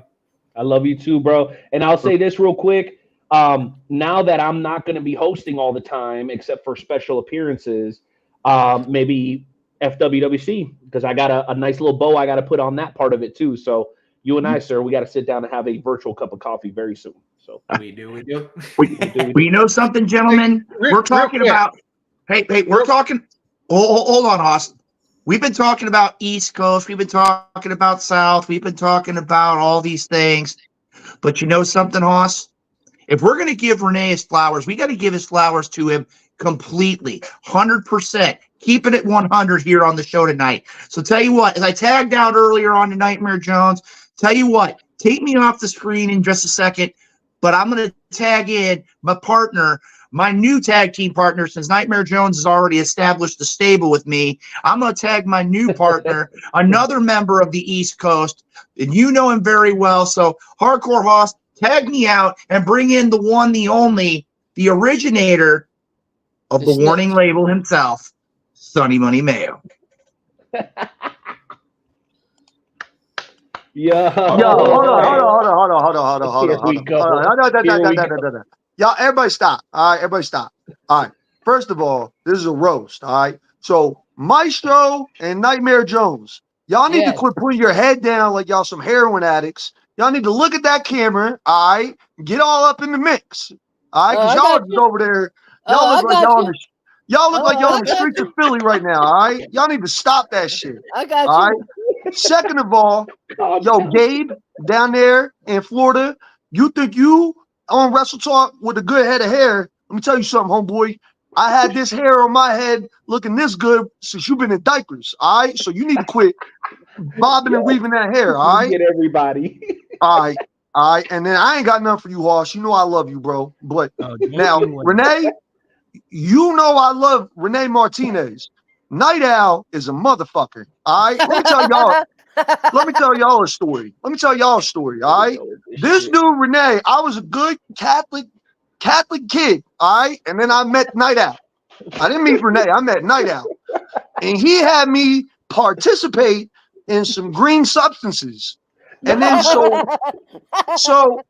we had a wrestling show. And I'm sitting next to my brother at a wrestling show. So I tell my brother, I say, yo, man, it's besties in the world against the Kansas City Wolves. And I said, the Kansas City Wolves? Man, that's my favorite tag team. He's like, nah, it's about the besties. I'm like, okay. So the show's over. So here I am, and we walk up to the besties in the world. And what does this dude do? He's like, loud as can be so everybody can hear. He's like, yo, besties in the world. Sonny Money don't like y'all, man. He likes the KC Wolves better. These dudes are looking at me like they ready to jump me in the parking lot. All right? So, my gosh. Listen. That's a fact.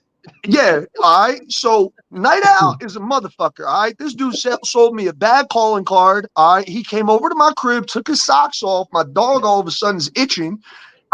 He cheered for good guy Roman Reigns. He's the only person on this planet who was trying to get me to join in on good guy Roman Reigns. That's right. The big dog. Get the fuck out of here with that shit, bro. All right. And let me ask you a question about the besties, though. Hey, we booked them for Wrestle Talk, though, right? Yeah. Exactly. After you bury me. We welcome. After you bury me. You buried me and shit. And we all got our cross to bear, bro. That was your job. You had to take they laughed, they thought we were hilarious, and they came on the show, bro. Shout out to David. But that first 5 seconds of them looking at me, bro, they are. Bro, people always looking at you weird. Ain't nothing new. But even more, bro. Even more. I didn't deserve that. What I do to deserve that, bro? You just buried me, all right?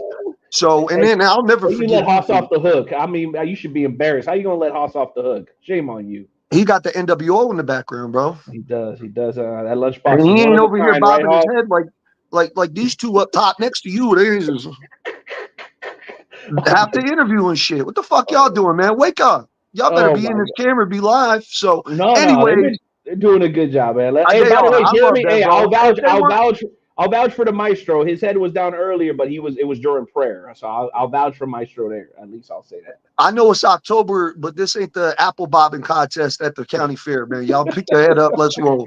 I love y'all boys. I wouldn't give y'all shit if I fucking didn't, okay? He does. So on a serious note, because I got to end it out, listen, it's always 1,000 between me and Renee Martinez. I know y'all know. We all fucking know what happened, and that's just dead in the water in the fucking past. It was a little squam between brothers over 20 years, and let's take that out of the fact. I'm mega proud of this dude for what he's done for Wrestle Talk podcast.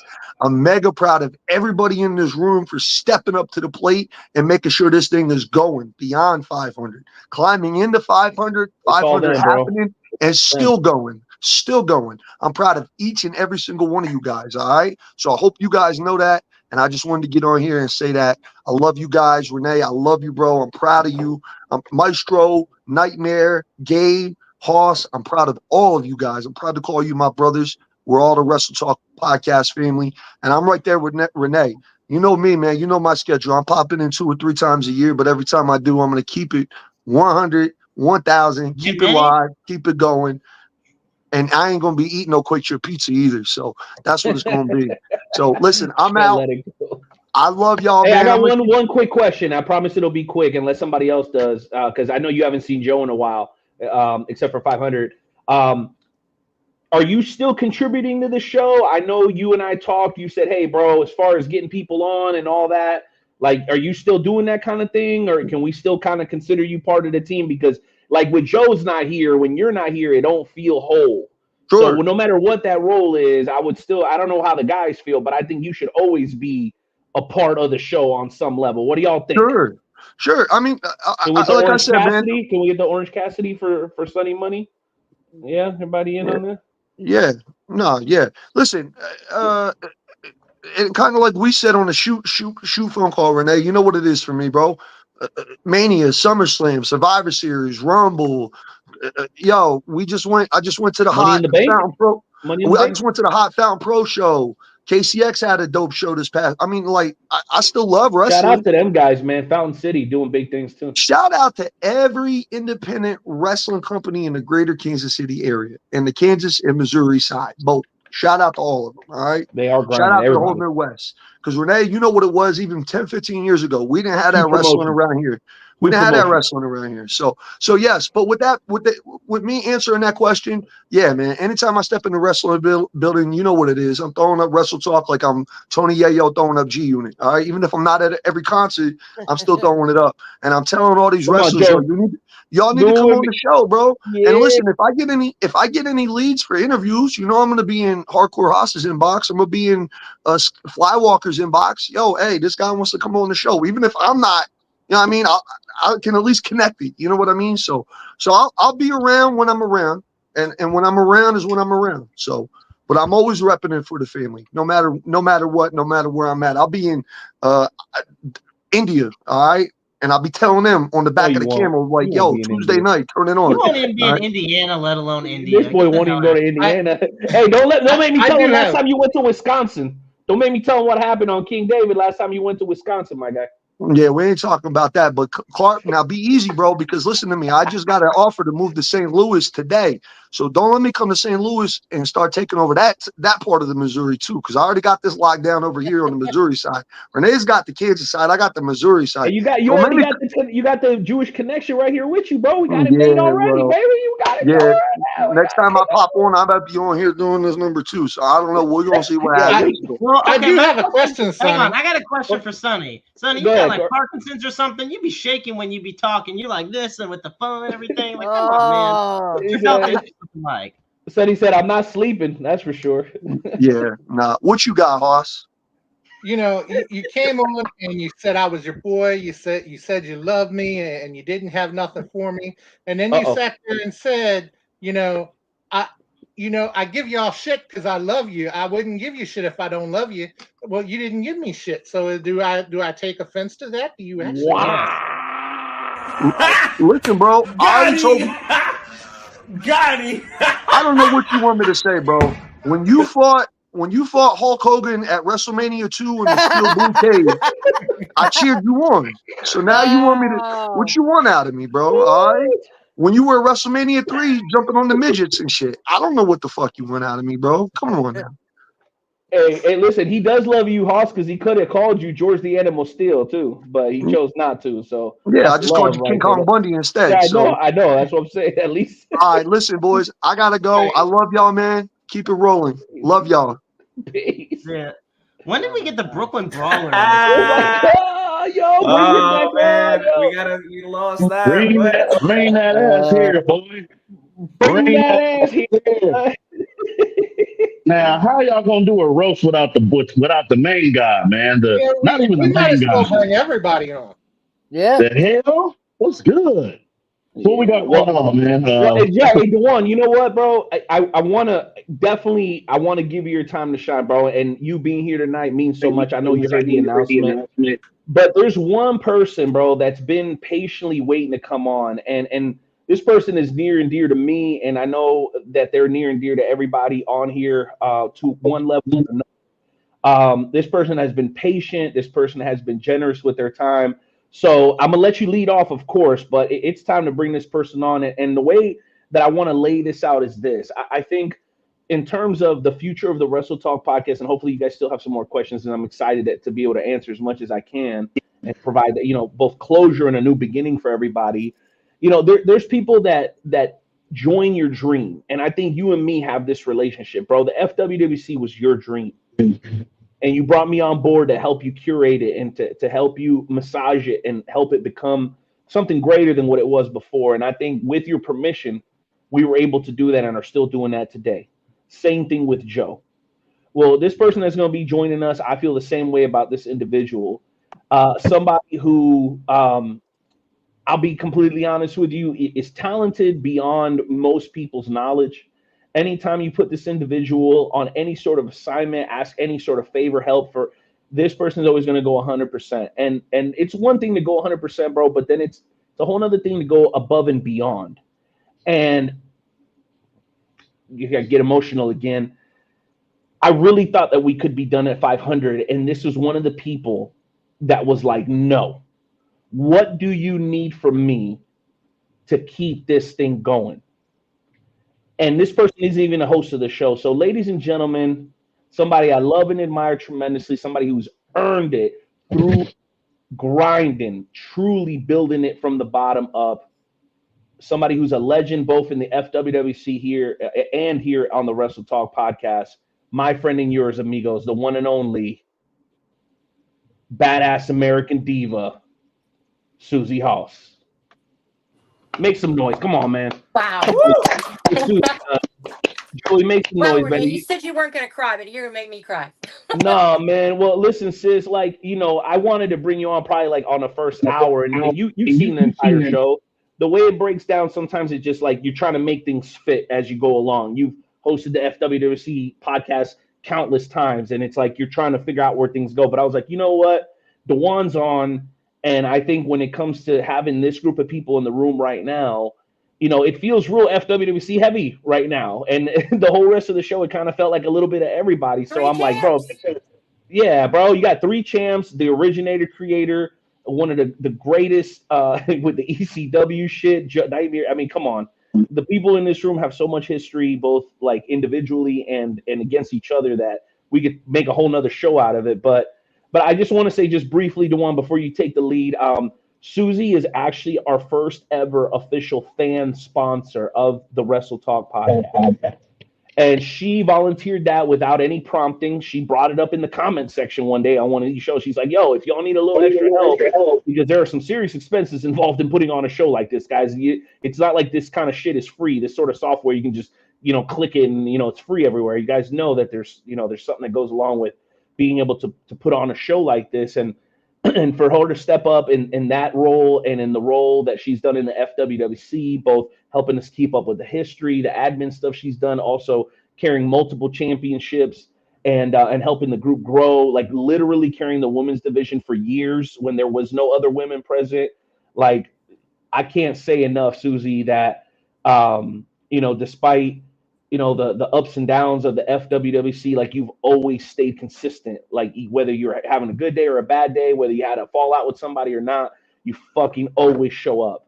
And goddamn, that's rare these days for people, like no matter how they're feeling that day, to just show the hell up. And you do that every single day. So thank you for being our first ever fan sponsor.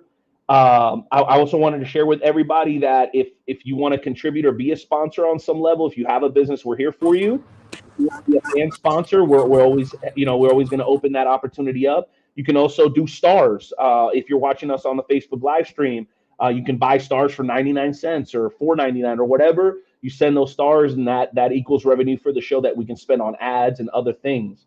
And then lastly, you guys may have seen John did a great job of this along with Gabe, who set up his first show ever. Again, round of applause to you, sir. We gave you your flowers. You weren't here for that. But you did set up your whole show, so congratulations on that. Also, if you guys decide to start your own podcast and want a great streaming service, we have a link at the bottom of our show presentation today. If you click it, it gives you a discount, and it gives us a discount on our next bill. So many ways to help the Wrestle Talk podcast, not to mention we do have the Wrestle Talk podcast tumblers as well. But Susie, I want to let you say your piece quickly and then jump to Dewan. You can feel free to hang out. I love that mug, by the way. But yeah, I feel like you guys always do so much to put us over. It's time for us to put over everybody who has contributed. So Susie, the floor is yours. I love Wrestle Talk, and I love the FWWC, and I think anybody that knows me will tell you that. Haas and I, we go to just about every independent show in this area, and since having this, I've carried it with me. Kids come up to me and say, "Can I take a picture with your belt? Where'd you get it?" And whenever anybody asks me about this belt, I am quick to tell them, "Hey, let me tell you about the FWWC," and then I tell them. And I don't mind even throwing the Wrestle Talk podcast in there. I'm like, "Hey, if you've never seen it, check us out." And it's one of those things. And I don't do it because I want the flowers or any special things. I do it because I love this show. I love the FWWC. And I want everybody out there who's wrestling fans to love it as much as I do. And ladies out there, if there's any ladies out there, let me tell you, I don't care where you are. I don't care what it is. If you've ever thought you wouldn't mind being a diva, a wrestling diva, come join us. I would love to see the women's division of the FWWC just grow. And if we could get that growing again, and, the women competing, and, I'm like the main roster chick right now, and I compete with all the guys, but it would be so cool to have some more women in the group. So if there's any women out there, come see us, come join us. It's a lot of fun, and it's more than fun. It's a family. We get along. And Night Owl, him and Dewan are our daddies, They're the daddies, and they run things, and they keep us going. And, it's because I love this so much that I'm willing to do whatever it takes to keep it going and help it work. Well, again, and then I'll let everybody else jump in so we can get just a regular dialogue, conversation, having fun again. I know we kind of slide into serious and then come back. Y'all have me crying like twice tonight. Shout out to the one you want to give Big T a shout out. Man, here's the crazy thing about that, and I'll be brief. Well, I'll be brief, yo. A lot of people always ask when it comes to the FWWC, and I hear it from you guys all the time, what it means to you. What this group means to you when real life stuff is going on, what this group means to you when things are not necessarily going well in your shoot life. Like, it's an escape, it's a family, it's something that we can all come together and deal with, together on a level that, we all can understand. But being here 10 plus years, being the creator, being the guy that comes with all these amazing ideas, and you guys, the group still means something to me. And I'll be extremely brief about what happened to me this year. Real life stuff happened. And the reason I'm telling you guys is because most of you know, but for those who don't know publicly, back at the old Mills compound, quote unquote, the original place where we watch parties, all of you guys, with the exception of Gabe, have been to my old house. After 10 years, I won't get into the crazy details. Yes, you have. Yes, you have. So here's the thing about it. Here's why it's so special. Because after 10 years, we were told very politely to vacate the premises. It wasn't eviction. It's just that, legal business matters, things like that. We were told that we had 60 days to vacate on August 1st. Now, with all of that going on, I'm still booking matches. With all of that going on, with literally moving bags day by day, I'm still taking pics. With all of that going on, I'm still working at BD. With everything that transpired, because the last 2 months have really sucked. Listen, these 39-year-old knees ain't like the 29-year-old knees. This 39-year-old back ain't like the 29-year-old back. But myself, my wife, and my 3 kids, we successfully moved a family of 5 into a new home. And the only thing that I legitimately had to not break down, to not go crazy, because again, understand, it was just us. You see my kids, they grew up in the FWC. They know exactly what it means to me and exactly what it means to them. All of our kids have grown up in this group. But to have the support from all of you guys to say, DeJuan, we get it, we understand, keep it pushing, do what you got to do. There's a lot of shit that's happened in the 10 years in my personal life, but I've always had the continued support of everybody on this screen, no matter what's going on. And what you say to me is the same thing. Handle your business, DeJuan. We got you. Go do what you got to go do. Take care of your family. Handle your business. When everything happened, when my best friend died, when jobs was weird, during the move, everybody in the FWWC has had my back, and I thank each and every one of you for that. You have no idea what that means to me. The memories we had at the old house, it's time to build some new memories. So, you don't understand. If you thought those watch parties over on Hagerwood was crazy, wait till listen. WrestleMania, actually, Universe Mania next year. Now, unfortunately, the way the rent's set up at this new house, I ain't gonna be going to Vegas. It is what it is. But you ain't understanding. You don't know a watch party until you've seen a watch party for Universe Mania next year. 420 weekend. Listen, you're not understanding. 2 weeks from my 40th birthday. I am telling y'all right now. The Universe Mania party at the new house. Joey wants to come. Joey wants to come. I think Gabe wants to come. Listen, I'm gonna get Skywalker and Maestro to one of our watch parties. Hey, DeJuan, if we do a watch party there, we're gonna have to have a double birthday celebration because Oh you're my too God. far off of mine. Oh Lord, the libations. Oh God. Two Tauruses celebrating birthdays. Now listen, let me be transparent. Again, I'm not as young as I used to be.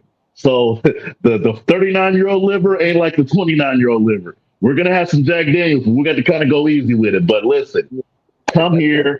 I believe that's what, April 19th and 20th of 2025. Is that what it is? Yeah, it's a two-night event again. Yeah. Listen, so this is already pre-gaming. We'll have it set up. The house has a front yard. The house has a backyard. Hell, we might have it in all 3 places. I don't know, but we're gonna kick it. Pull up. I guess that's my crazy announcement. Universe Mania. What would this be? 11? Yep. Holy shit! Something like that. Now, last time I was at a watch party at your house, I remember Daniel Grimm going through your fence. Oh, we ain't got no fences here. It's all open yard, baby. We'll have to build a shed. We'll have to build a shed for him to go through this time. I have a car garage. Maybe we can have our scene. Maybe we can have our scene throw him through it. Big pool out there. Throw him in a pool. Hell yeah! We're talking about watch parties. Since we're talking about watch parties, can I tell a real quick? It's actually a combination of DeJuan and Night Owl moment. Uh-oh. Here we go. I don't know if I remember it. But go ahead. Well, Sis and I, we actually went out there to one of those watch parties. And when we first started out, nothing was going right. And DeJuan helped us with a discount thing for the hotels and everything so that, we could travel a little cheaper. And so, bless his soul, the people that had booked everything. He was on the phone with them trying to get everything straight. And Sis, she was screaming and yelling, and she's on the phone with them. And we're on the phone with Dewan. We're on the Night Owl. He's trying to help us out. Fortunately, everything eventually got straightened out. Everything got straightened out. Night Owl calls and says, "Hey, look, you want to go get something to eat? Want to go out for a little bit? Just kick back, So yeah, cool. Let's go blow off this stress for a little bit." So Night Owl took us out for some chicken wings, and this is how I know that the Night Owl is going to be great in his new position as executive producer, because we go out for chicken wings, and here this man is sitting there. After we're done eating, he starts talking to the owners of the place and talking about, "Hey, we do these watch parties where we have a big thing and people come from out of town. What if I could tell you on a Sunday," because that's back when wrestling was Sunday. What if I tell you on Sunday I could get X number of people in here and guarantee it? And next thing you know, the owner is comping drinks for everybody. And Night Owl's, "Hey, you want anything? Because we're getting free drinks here. I'll order whatever you want." And the man is just all business, I tell you. So they are a great time. And, I don't know how I would have gotten Sis through it if it wasn't for the help of Dewan and the Night Owl. But those watch parties are a hell of a time. And like I say, just from that alone, I know that the Night Owl is going to be great as executive producer, because he can get stuff done and get comped at it while he's at it. Don't forget that when I really lost it was because we had supposed to have gone out there 3 months earlier for another watch party, but thanks to COVID, everything got pushed back. So it had been 3 months. The hotel had a credit card that expired in that time from where I had prepaid it. And then we get there and the girl says, "I need $666. And I'm like, "What?" And I said, no, it's already prepaid, whatever. And that's when we went through the whole mess. And Dewan was on the phone helping us out. And Haas walks out and looks at me and says, "Did you catch the price of those rooms?" And I'm like, "What are you talking about?" And he said, "They were $666." And I went, "Oh my God." I sat down in the middle of the parking lot in an Indian fashion and started crying and rocking back and forth. I'm on one phone with Dewan and John's on the phone with our pastor. He's like, "Dude, you got to do something." And I'm just like, I'm losing it. And next thing I know, the pastor's praying, Dewan's talking to them. And then all of a sudden he comes back and says, they think they got it fixed. And I'm like, "Yeah, right. Okay." And John goes in and gets our keys and comes out and goes, "Here." And I just looked at him and went, "Oh." I'm telling you, I lost it. And now we got a great story to tell. So yeah, you can't beat that. Wow. This is the kind of thing, though, that the FWWC does. This is the family. Because like I said, when John and I were sitting there and I'm losing my mind, if it hadn't been for Dewan on the phone with these guys, and then later Night Owl saying, "Come on, let's forget the stress and let's chill out." I don't know how John and I would have made it through that weekend. Well, he would have made it through okay, but I don't know how I'd have done it. But, well, we're all glad that you didn't shrivel up into a ball and spend the rest of the time in the hotel. Well, here's where I want to go with it if you guys are cool. So, Dewan, I also want to make sure that I get this out. So, again, I mentioned it earlier. The continuation of this show has so many ripple effects, even down to the FWWC. But I want to make sure everybody knows that Dewan and the FWWC, as great as their partnership has been over the years, the FWWC is now also an official sponsor of the Wrestle Talk podcast as well. So in order to keep this train moving, I think I was pretty clear when I said it earlier, but I guess I'll repeat it. There are some expenses associated with being able to do a 2-3 hour podcast and have 4, 8, 10 people on the screen at the same time, and for it to look and sound good. And Dewan is also doing his part on behalf of the FWWC on a monthly basis to keep the Wrestle Talk podcast going, to keep the dream alive, just like we talked about earlier with I-70. Interstate 70 Sports Media. There's ripple effects. Everything that affects us affects them, and vice versa. So, Dewan, thank you, bro. I know that especially in this to send any money to the side for anything, and the fact that you believe in this enough, and that it also helps the FWWC, obviously, it means the world to me, bro, and I know it means the world to everybody else in this room. So I don't know if everybody wants to golf clap with me. It's a little late, but shout out to our sponsor, our official sponsor, the FWWC, and its creator, its originator, the one and only, the CEO, Dewan Mills. I'll just say this much, man, because I'm not going to take too much time. It's been a year of transitioning. It's been weird how a lot has transitioned around us, not only in our individual lives, but also with the Wrestle Talk podcast. Cat Williams warned us, Dewan. He warned us. He did, yo. And it's crazy. The older you get, it's weird that time just goes like that. Like I said, most of you guys know the other day, Sunday, actually, I celebrated my grandfather's 87th birthday. And to him, time is just it's not even relevant now. I mean, the man's been around 87 years. You know, how much more can you keep track after that? You know? So it's crazy, man, how everybody's lives, collectively and individually. I'd also shout out to you, Luke Skywalker. Congratulations on everything that's happened to you, baby. I'm telling you, I got to get up. Like, dog. Like, it is amazing how everyone is transitioning to not only something better, but also, here's the crazy part, letting go of the old stuff and realizing that maybe it's not that important. You know, maybe that old situation or that old deal or whatever, or that old drama, maybe it's not all that big of a big deal. And when you finally let that go and use your brain and say, you know what, let me go on to something else, you'd be surprised what's on the other side of the door, man. So shout out to you, Night Owl. Shout out to the Wrestle Talk podcast. Shout out to you, Skywalker. Shout out to I-70. Shout out to Hoss. Shout out to every freaking body, and especially you, Gabriel Arsene. One last thing. I got to put over Arsene, and I have to put you. I know. I have to. And the reason why is because he is one of the many and few who, even though I may not respond a lot, even though I may not hit him back a lot, even though the conversation may seem one-sided, I see everything. I listen to everything. I pay attention to everything. And when I get that moment, that 1-2 seconds I got out of a busy day, Arsene, all love. Thank you for checking in. Thank you for every message. Thank you for every idea. Thank you for hearing my ideas. Thank you for the conversation. Thank you, sir, for checking in on your boy, because I need it. Even at this age and even at this level, I still need it. So thank you, sir. I appreciate that. As always. And I just got to say it just real quick.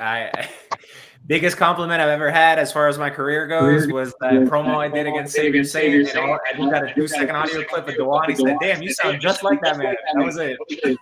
That was peak compliment for me. I was like, all right, well, I did my job. Well, no, that's true. And we all love to impersonate other people. My favorite is impersonating Savior Saint. He's my favorite. He's my favorite to impersonate. Anyway.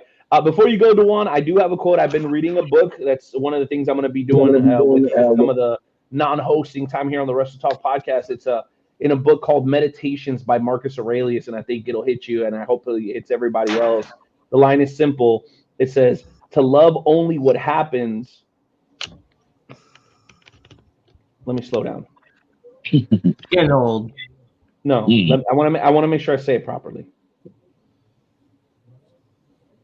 To love only what happens, what was destined, no greater harmony. So what that means is you don't fall in love with the results. You fall in love with the journey. Yeah. And if you walk that journey to the best of your ability, the results take care of themselves. So when you talk about transition, doesn't matter what we're doing, bro. We're all good people working hard and trying to support and love on our friends and support each other's dreams. And that's why Wrestle Talk exists, because of people like you, like people like Sis and everybody else here on the show. So love you, bro. Thank you. Appreciate you guys, man. Have a good rest of the show. All love. Thank you. And Sis, to you, thank you again. You're going to become slowly going to become a more integral part of the show. I'd mentioned to the boys that we probably needed some help getting organized, and I know that happens to be one of your area of expertise. So slowly but surely, as the Wrestle Talk strives to become the most respected pro wrestling podcast in the world, we're going to need some help. So hopefully the folks get used to hearing your name, because you're going to continue to be here, not only supporting us as a fan, but I think that we're going to take advantage of your talents and see if we can't get this shit moving in the right direction. Because anything I can do to help. Because as hard as Skywalker tries, he can't keep me on track. So maybe he's going to need a little help with that. So thanks a lot, sis. You have a good night, okay? Peace, guys. Love you guys. All right, ladies and gentlemen, now that we've had a lot of great discussion, we still need to kind of go around the horn here. I don't know how many more guests we have waiting. I could be all night long, but I'm going to go ahead and throw things over to our broadcast colleague, the maestro Jeremy Karp, for his thoughts as relates to the one and the only, the Night Owl, Renee Martinez. Hey, before we do that, I want to do this, if you don't mind. And Karp, I don't want to cut you off at all. I want to play that intro again really quick, because I know Dewan is still watching. That intro that we played at the very beginning is such an antithesis of everything that's happening, the transition, the change. So, Karp, I don't want to steal your thunder. It also gives me opportunity to run to the restroom real quick. Can we please play the intro one more time? Because I feel like everybody deserves to see and feel it again, because I feel like it's truly the beginning of a new era for us, a great era. So can somebody go ahead and cue that up, play it again? Because I think it's worth seeing one more time tonight.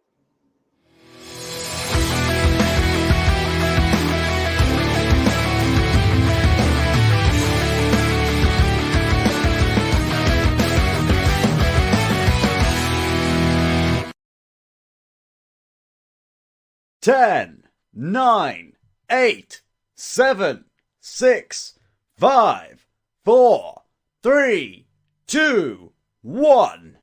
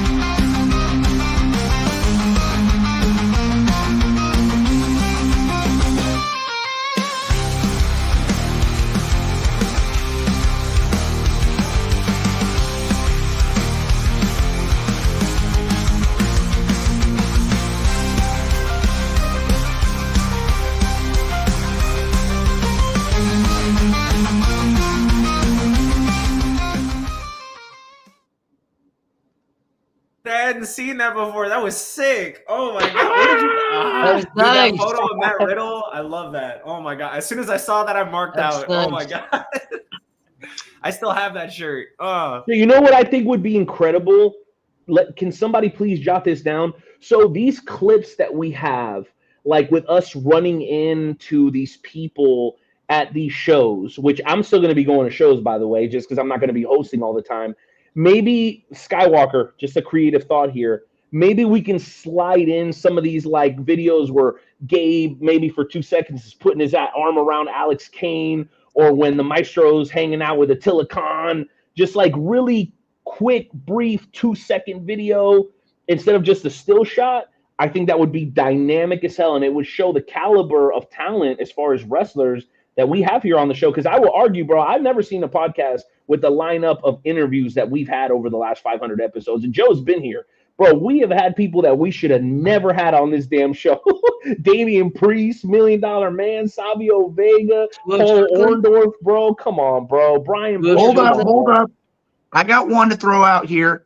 How many podcasts in the world of professional wrestling can say, and again, I'm going to toot my own horn on this one. Wrestle Talk Podcast had Delirious. Let's hear on the show. One of the greatest. One of the I swear to God, the interview went like this. So delirious. How are you doing that? Yo, and then Joe kept looking at me like, okay, bro, you want to be the leader of the podcast? Well, what is he saying? I'm like, Joe, bro, I don't know what that. Mike Outlaw, Jake Durden. Like, bro, what the fuck is this dude saying?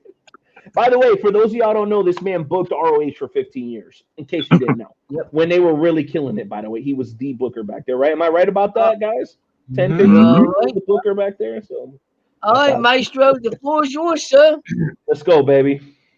Okay, so I may not have the pompous, fake Boston accent Sonny Money Mayo has.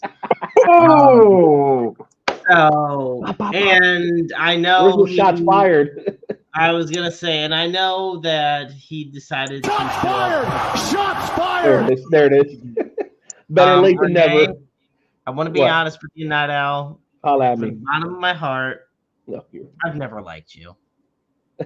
Wow. I can't stand you.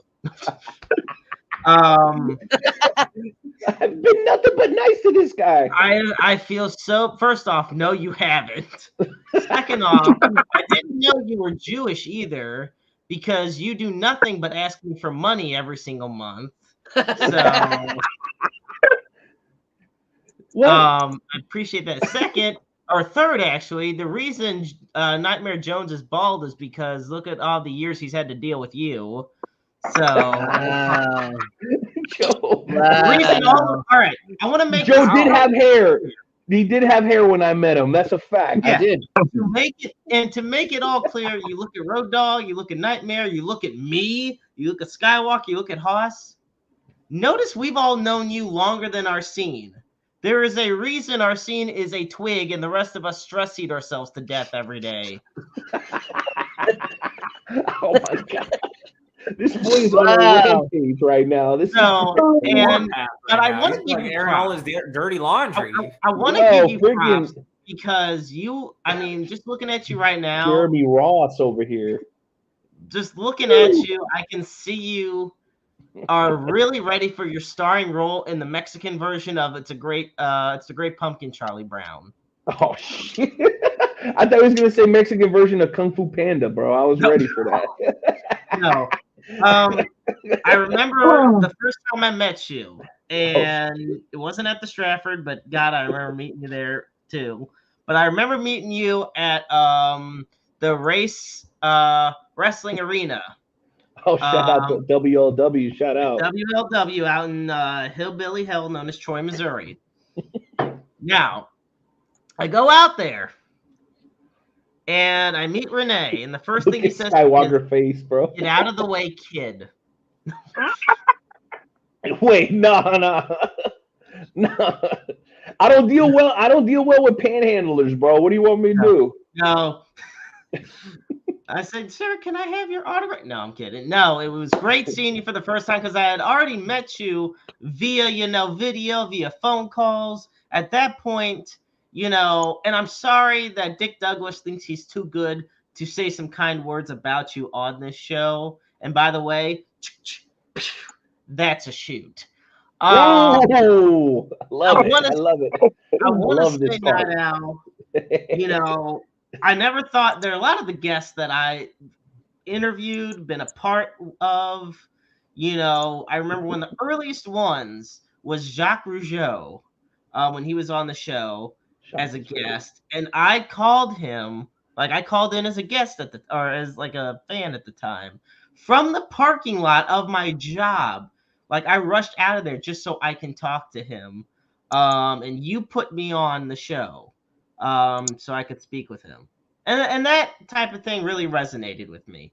And then I got to, Skywalker did so much. Luke, I said a million times how much he has impacted my career and my life.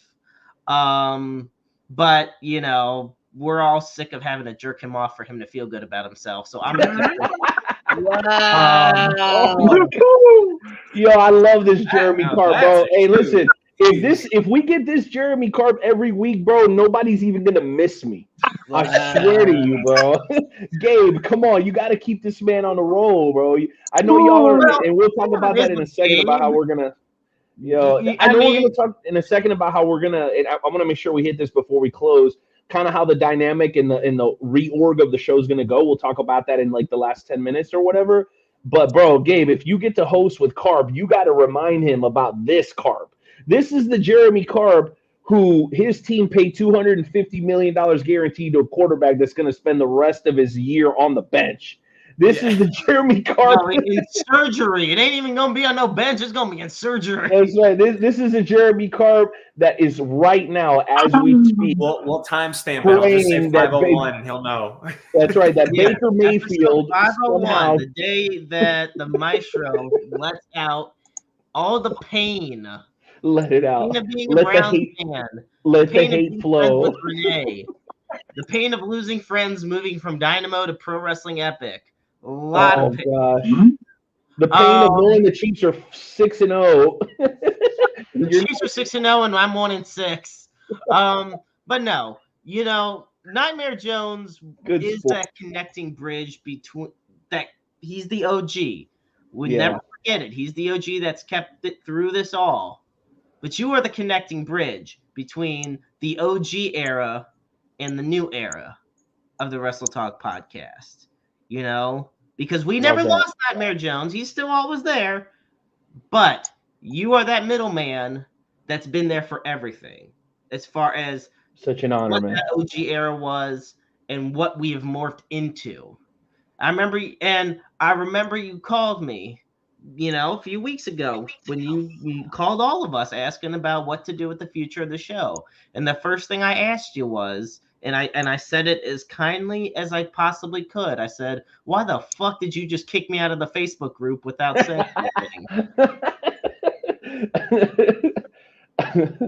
And I meant it from the bottom of my heart, of course. But no, and you asked me, should we keep going? I said, man, look, whether we stopped tonight at that 500, whether we stopped at that or we go to 750, 1000, or episode 864, it don't matter. I'm with you in some way, shape, or form, in some capacity. I'm with you on this because the reason people need to realize the reason you're stepping back from being on screen is because how much you care about this show to push forward. So you work off screen, you know, sometimes look, I'm going to be honest. And all of you guys have hosted this show numerous times. What we're doing right now is the easiest part of the job. It's the fun part, man. And it's the most fun. Yeah. It's what we've all had to do behind the scenes that's stressful as hell. That makes everything, you know, crazy, what leads to us getting at each other's throats sometimes, you know, which makes Sunday Money disappear for 30 months. You know, it's one of those things. But at the end of the day, he's probably somewhere eating Quick Trip pizza. Exactly. And Tony down there saying he wants to see us hit 1,000 episodes. Name me a podcast that you know of in wrestling that's hit 1,000 episodes. Not many, bro. Like, let's really think about it. And you even mentioned yourself some of the names we got. You're right. We had no business having some of those names on this show. That's a fact, this is supposed to look. This is like a made show we just do from our basements and our house. We got to interview the owner of the Lakers because of Women of Wrestling. Yeah, Jeannie Buss. We did. Jeannie freaking Buss of the legendary Buss family. They've done documentaries about the Buss family and the Lakers in the 60s and 70s. Like, bro, when you get to talk to people like that, you go, okay, God is real. Because I really should not be in this room. When you get cussed out by Medusa, low-key, she was flirting. I'm going to stick with my story. These things are not supposed to happen. I gave Rey Mysterio a hug. I almost picked him up like he was my toddler, bro. It was beautiful. When I get an opportunity to smoke with Matt Riddle, that God is real, okay? You got to take a minute to step back. I think he was so high that he thought he actually saw God. I'm just saying. And then that's where Big Daddy P said, "See, we need this cart. This I'm holding you to this standard now. We need the Adam Sandler cart, not the Jim Gaffigan cart. This is who we need. This is who we need." Ooh. You know something, Night Owl, and I'm just going to throw it out here. You've been very outspoken, but this Night Owl right here, and I'm going to say this, and again, Joe, I think you're going to agree here. He's getting Rick Rose level here. He really is. Jeremy Carp? Jeremy Carp's getting Rick Rose level. Oh, absolutely. Absolutely. I like it. Rick Rose level. I need to see it. This is like, anybody here watch Kill Tony? Any of y'all watch Kill Tony? Anybody fuck with that? Anybody? I've seen it.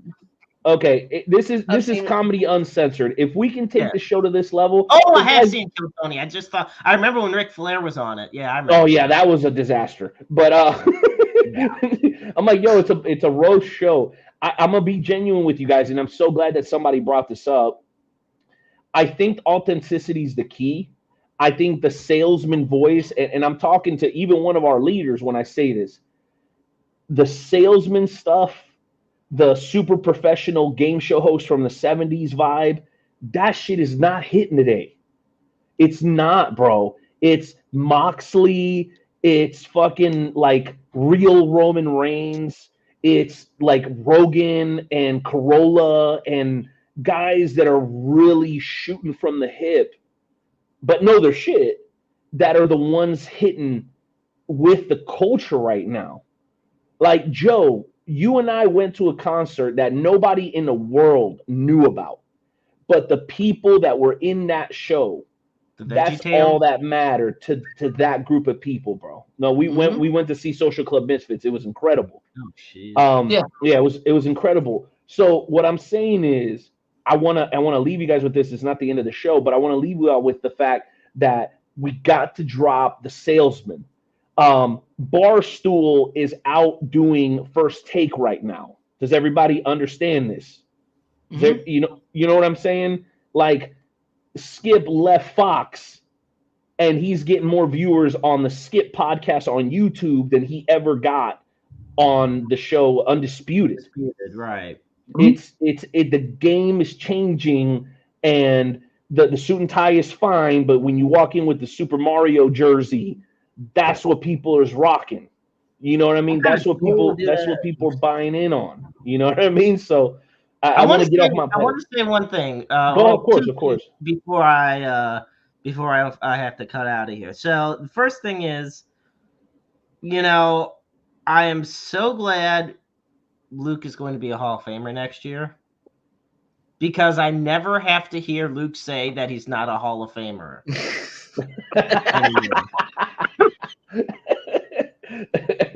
I'm so glad.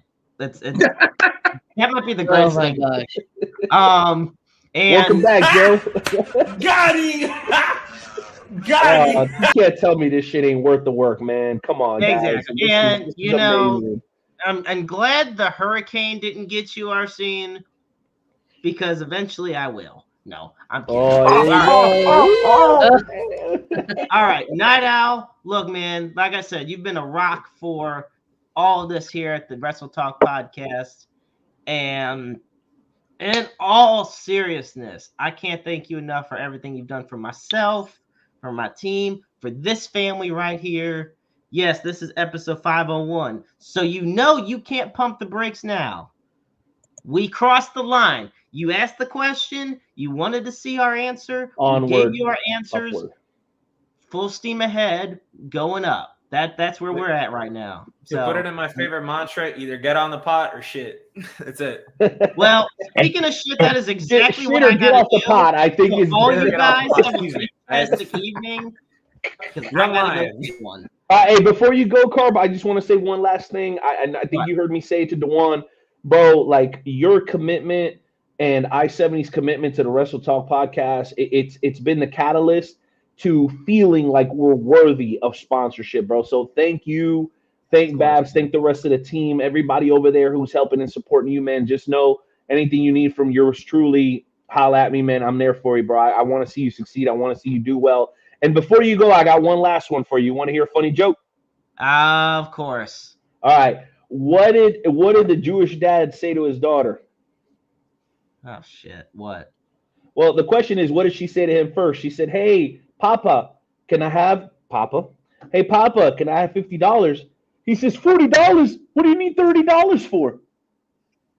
That's it. See you, Carp. We're out of here. Yeah, I'm out. Don't worry. I'm going to get you again. Come on, baby. I'll be waiting. 6 years when you decide to be on camera again. Well, you know something, guys? If you want to see more of this, you need to make it a point to buy your ticket for the Independent St. Louis Wrestling Hall of Fame, because the Night Owl and Jeremy Carper are going to be in the same room. That's going to be a ton in itself right there. Yeah. But you know something, guys? We do have two more things we need to get taken care of. One, Hardcore Hoss, I know you're backstage. Are you best still back there, Hoss? Yeah, Hoss is reconnecting.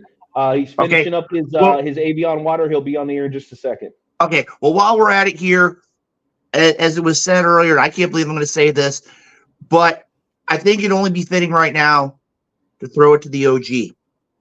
Throw it to Nightmare Jones, a man who was here since day one. Nightmare Jones, the floor is yours. You and the Night Owl. So the first time I ever had an interaction with the Night Owl was when he called in to the Wrestle Talk podcast, and I'm pretty sure that he screamed so much that he gave himself an aneurysm. I'm not lying. I believe that he said he had to take some pain pills because he gave himself an aneurysm because he was screaming so loud that night. The first time I ever met the Night Owl, I fly in, he picks me up, he proceeds to call his wife and tell her that I didn't show up. She proceeds to say, but he's just an asshole. But I'm sitting there right next to him, we're dying laughing. Like, this is just the things that the Night Owl does. Like, look, he's laughing right now. Look at him. He knows. He knows. The same trip was the same trip that he takes me to a Dynamo Pro show where you got a guy selling shorty shots.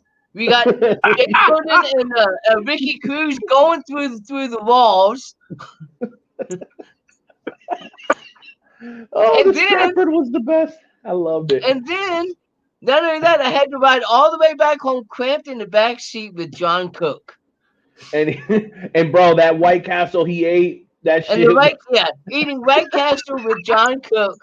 Yeah. So then the second time I show up to visit, we go to NatsuCon. So we do this NatsuCon and we're having a great time. And then that night we're out there drinking with the Maverick, Rick Maverick and his wife. It seemed to be about 7 o'clock in the morning when we got back to the hotel.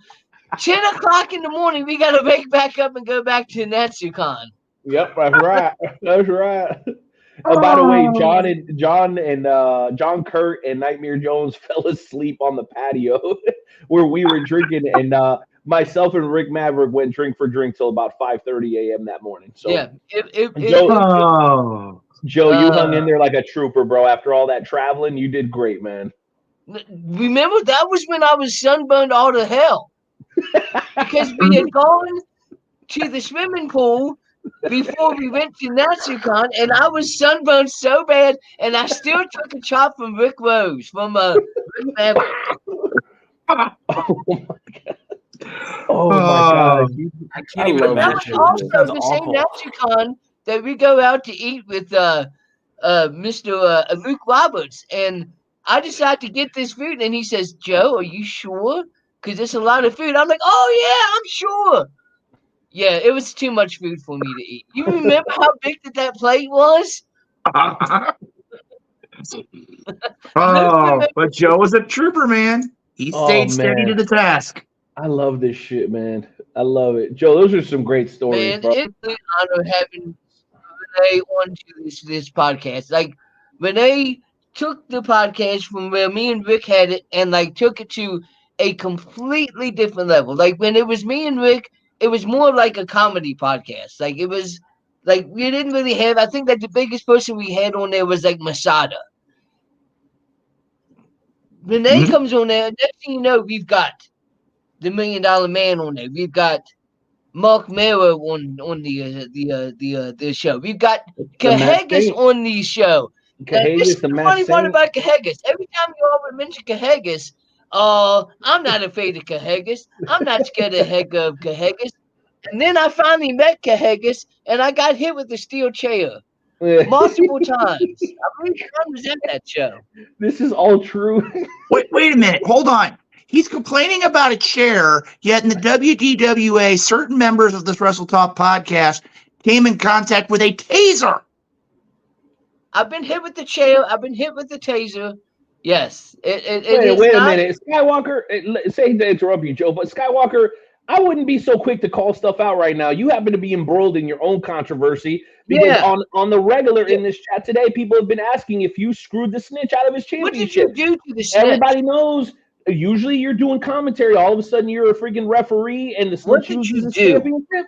Come on, bro. Well, Joe, I mean, if we're keeping the buck here tonight, I mean, come on. Well, Joe, first of all, Nightmare Jones, I'm going to tell you this right now.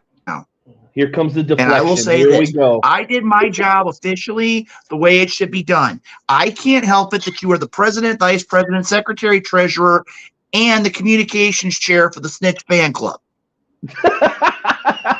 Yo, now, to give you an idea, now, I'm going to tell you right now, the way I do my job as a referee, as an unbiased referee, when it comes down to it, you got to understand from where you are, you would have very easily been able to see that I did what was right. In your case, it was how much money could go in your pocket. Okay. But the fact remains, the snitch lost. I counted 3. Again, Joe, 1, 2, 3. We know that there's certain. Count there, by the way, that seemed to be really fast count. Like it should have been a 1, 2, 3, not a. Ladies and gentlemen, I'm getting pointers on how to be a referee from Nightmare Jones. Wait a minute. I heard. Here's all I listen, and you know I stay through the grapevine. I heard that it was a Mike Tyson-esque count. And if anybody seen WrestleMania 13, we all know. See? 1, 2, 3. Hey, Skywalker. Well, you know something, though, guys? Controversy, bro. I'm not. Hey, listen. I'm not here to spread controversy. I'm just here to report the news, right, Gabe? Well, you know the biggest news that you're now. The biggest news, and again, you being executive producer, the news that you're neglecting is the fact that I've heard rumors also, but there's going to be a challenge between CJ Shine and the MMWA champion JSO over who is responsible, who has ownership of that shirt that has traveled the country. JSO says it's his shirt. CJ Shine has seen it like 19 states. And the fact is, that was the biggest story. We're not talking about the Olafala, bro. We're talking about the Snitches Championship that you allegedly screwed. And you interrupted Gabriel Arsene, okay? So let's let the man jump in here, Skywalker, because like I said before, he clearly is deflecting, and you just proved me right. So thank you, Skywalker. I think we need a face-off between Skywalker and the Snitch. It's cash, gentlemen. That's all. I just want to mention that. That's all. So whether or not it is alleged, we're here. We got our finger on the pulse here in the Wrestle Talk podcast as far as when it goes. So, I mean, I'm sure we could talk about this more in a future installment because I'm sure the snitch. I mean, can we get the snitch back on episode 502? Oh, no. Bring back that Jim Harris comment. Bring back that Jim Harris. A man who's a man of Christ with integrity, seeing me uphold what referees hold dear. Finally, somebody with the integrity to back up a decision from somebody as distinguished as me. Hey, Skywalker, and you know what? They clicked off that message real quick, didn't they? Was real quick. It popped up and then disappeared really fast. Well, you know something, though, as we sit here, and of course now Nightmare Jones is upset, so now he's going to be off the air for a minute. But you know something? While we're getting Nightmare Jones back, in all seriousness, again, Nightmare Jones has been here since day one. And you know something, Night Owl? I think it's only fitting that a man who spends many an hour behind the board, behind the scenes, making sure that this show goes the way it needs to. I want to go ahead real quick. I want to throw us to Hardcore Hoss because I know Hoss, as we've talked about pretty much throughout the show, and it's turned into the biggest roast of Renee Martinez I think we've ever seen. When it comes down to it, from the heart, give us your thoughts and your memories of the Night Out. Oh, well, you know, I already shared my Night Out memory, you know, when Dewan was on. You know, that's true. Well, that is true. That is true. But you know something, guys? When it comes down to it, and we're sitting here right now. Can I share one? I have one of Hardcore Hoss. Oh, okay. We got to hear this one because we don't get to hear a lot of stories about the man behind the boards. It's just something that I admire tremendously. So, John and Susie, along with Jason Curtis, who is now making a name for himself out in the Eastern Panhandle as a manager, and he occasionally wrestles too, right, John? Am I off on that? Does he occasionally wrestle, or is it mostly manager? He does. He has had a few matches. He manages more so than wrestles. Right. So these guys, because of the infectious nature of not only the Wrestle Talk podcast, but the FWWC, these guys jumped into what was it? Was it like a Jeep Commander or something, Hoss, that you guys all rented and drove all the way from West Virginia? Actually, I did not make that trip. I was supposed to be there, but I did not make that one. Okay, yeah. So Susie and Tank, my mistake. Forgive my memory. So, long story short, like anytime that anybody's willing to travel, and hopefully, Gabe, you're the next one. Anytime that anybody's willing to travel and to leave home and come all the way out here to participate in any one of the events, like it always blows my mind. Whether they're driving just a couple of hours from Cape Girardeau, I'm thinking Saint, Funky Flags, Daniel Grimm, some of these guys that have come into town, or John and Susie and Tank that have come all the way from West Virginia, and Joe, of course, to participate. It's mind-blowing to me, and shout out to Crapel. Oh my gosh, God, bro, we need to have a beer together, my guy. It's been way too long, especially with that picture. I mean, Beavis and Butthead. I mean, what do you want me to say? But yeah, I mean, you take a look at somebody who is a leader in his church, somebody who is a true pillar of everything that we do here on the Wrestle Talk podcast and the FWWC, and then to make that additional leap to travel, to come all the way out here, kind of be inconvenienced that way, to come and support something, that was just a humble dream of Dewan and myself, and Joe in this case. Like it just speaks volumes, man. So Hoss, if I hadn't said this enough, bro, like your commitment, your dedication has truly helped keep everything's afloat for like the last 2 years. Like the way that I revere Skywalker and his work ethic, for me, you fall into that same category, bro. Y'all are always there. Y'all are always grinding. Y'all are always contributing, and you don't ask for shit. You just know what the job is and you get it done. So, and I also appreciate the fact that you've both learned to give people shit when it's appropriate, because both of you guys, personally, I'll just say this very frankly, you guys were both kind of introverted when you guys started coming on in the air, and Skywalker would hide behind the promoter guy, like, oh, I got this and that to promote and this and that. But now that you guys see where we are past episode 500, the personalities are out, people are talking trash, we're having fun, and you guys take it as well as you deal it, and it's encouraging. So John, I'm proud to call you a brother, bro, and everything, all the sacrifices you made. What can I say, bro? Like, thank you so much, man. It's love. I appreciate it, but I just do it for the show. I absolutely love Wrestle Talk. I love the Wrestle Talk family. I love the FWWC, and I may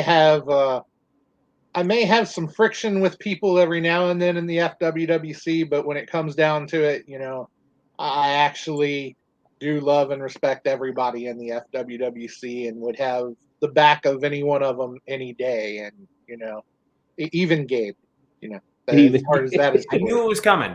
I was waiting for it, and I was like, you know what? Maybe he's gonna go through it without saying it, and there it was.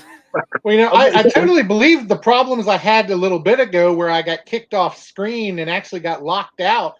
I believe you did that, Gabe. It was you. Yep. I know it was sabotage. Guilty until proven innocent. All right. Well, guys, I want to throw one more thing out here. Yeah, as we look at things here, I mean, again, we want to thank all the viewers who've been a part of this wonderful journey. And again, guys, we talk about this being episode 501, but we also got to remember, too, this is 10 years that the Wrestle Talk podcast has been around. Unbelievable. 10 years, and it's been the crew from top to bottom, the fans, the viewers, the FWWC, the staff, you name it. We've all been a part of something very special. And, guys, to give you an idea, you've got things like you heard about it earlier tonight, Universe Mania 11 coming up in April. In June, you've got the opportunity for those of you that are part of the Wrestle Talk podcast family to catch us and catch large quantities of us at the Independent St. Louis Pro Wrestling Hall of Fame. I know there's a couple that are talking about the idea. We're due back at the CAC too, so maybe in 2025 we can make that happen. I think we're due back. Gabe, that is true. I mean, we got that, bro. If you think you love wrestling, bro, it'll go to a whole nother level if you go to CAC, bro, and it's cheap. Holla at me. We'll talk about it. But guys, like I said, man, when it comes down from top to bottom, this is why we do what we do. We love this. We love the sport of professional wrestling. We love the camaraderie. And as we've said countless times before, we've grown to become family. And Night Owl and Hardcore Hoss, if you'd be so kind, I do think that the Night Owl deserves a round of applause, very much so, for all the work he's put in and taking care of things here. Love you guys, man. I'm not going anywhere. I'm not going anywhere. I'll just be in the background. I'll be in my office signing checks, fellas. That's all I'm going to do. I did want to hit two quick things. I know you guys were talking about Rhino earlier. I guess I got to get it out of my system. Everybody kind of shared their Rhino moment. I know it was one of the high spot segments. I always loved that triple threat in Judgment Day. I don't remember the year exactly. Maybe you guys can help me with that. But I believe it was Test, rest in peace, The Big Show versus Rhino at a Judgment Day. And it was absolutely incredible to watch The Big Show holding a trash can. Rhino spears The Big Show through the trash can. Absolutely incredible carnage. You think about those three guys and their power. You know, Test was a guy that was well over 6'5", 6'6". I don't have to tell you guys about The Big Show, one of the biggest athletes ever of all time. And Rhino may have not been very tall, but this dude's thighs and probably could be considered equal size to an airplane wing. I mean, the dude had more lower body strength probably than anybody this side of Brock Lesnar. That I can think of. Built like a waterbed. Like you're not gonna. That's a brick wall, man, on legs. Like you just think you don't mess with it. Just think of the carnage in that match. Test versus Big Show versus Rhino. Go look up that match. You had it right. It was Judgment Day 2001. There you go, 2001. There you go. And you know something else too, guys? If you haven't had a chance to listen, there's a story, and I think it was in one of the documentaries that WWE put out, was talking about one of the first trips, as they call it, the Tony Cadello Death Tours. It was one of the first times Rhino had traveled outside of the Detroit area, and they were trying to push the van off the ice or out of the hole in the ice, and they were all kicking their feet like they were in the Three Stooges movies. And you see Rhino, a guy his size, having to do stuff like that and also being panicked. You see that, man? That reminds me of, and I gotta share this one because I know I haven't shared it in quite a while. I was at an event, Dynamo Pro, years ago I think it was at Pittsfield, Illinois. It was the night that Jake Durden wound up winning the Dynamo Pro Heavyweight Championship. And I remember driving back, and to drive back from Pittsfield, there was this drawbridge. Now, yes, I'm not joking. There actually is a drawbridge just outside of Pittsfield. It's called the Joe Page Bridge. And it's one of those old school drawbridge, the idea where the center would lift up so the boats can go through the barges and all that, and there you go. All of a sudden I was driving and I made the mistake of joking with Rodell, kind of implying that light was a little too close, and I thought Rodell was going to jump out my car and run back to St. Louis because he was dead asleep too, and it was like bah! And he's kind of total panic mode. But he did get his revenge. We went to Waynesville, and I almost ran into a horse, but that's another story for another day. So, with that, guys, real quick before we sign off here this evening, let's go ahead, and again, this is kind of strange, but let's go ahead and throw up our sponsor list because we got some new sponsors. We want to make sure we cover them. Night Owl, as the executive producer, would you be so kind as to mention all of our great sponsors of the Wrestle Talk podcast? Yeah, absolutely. And I'm not going to go in any particular order.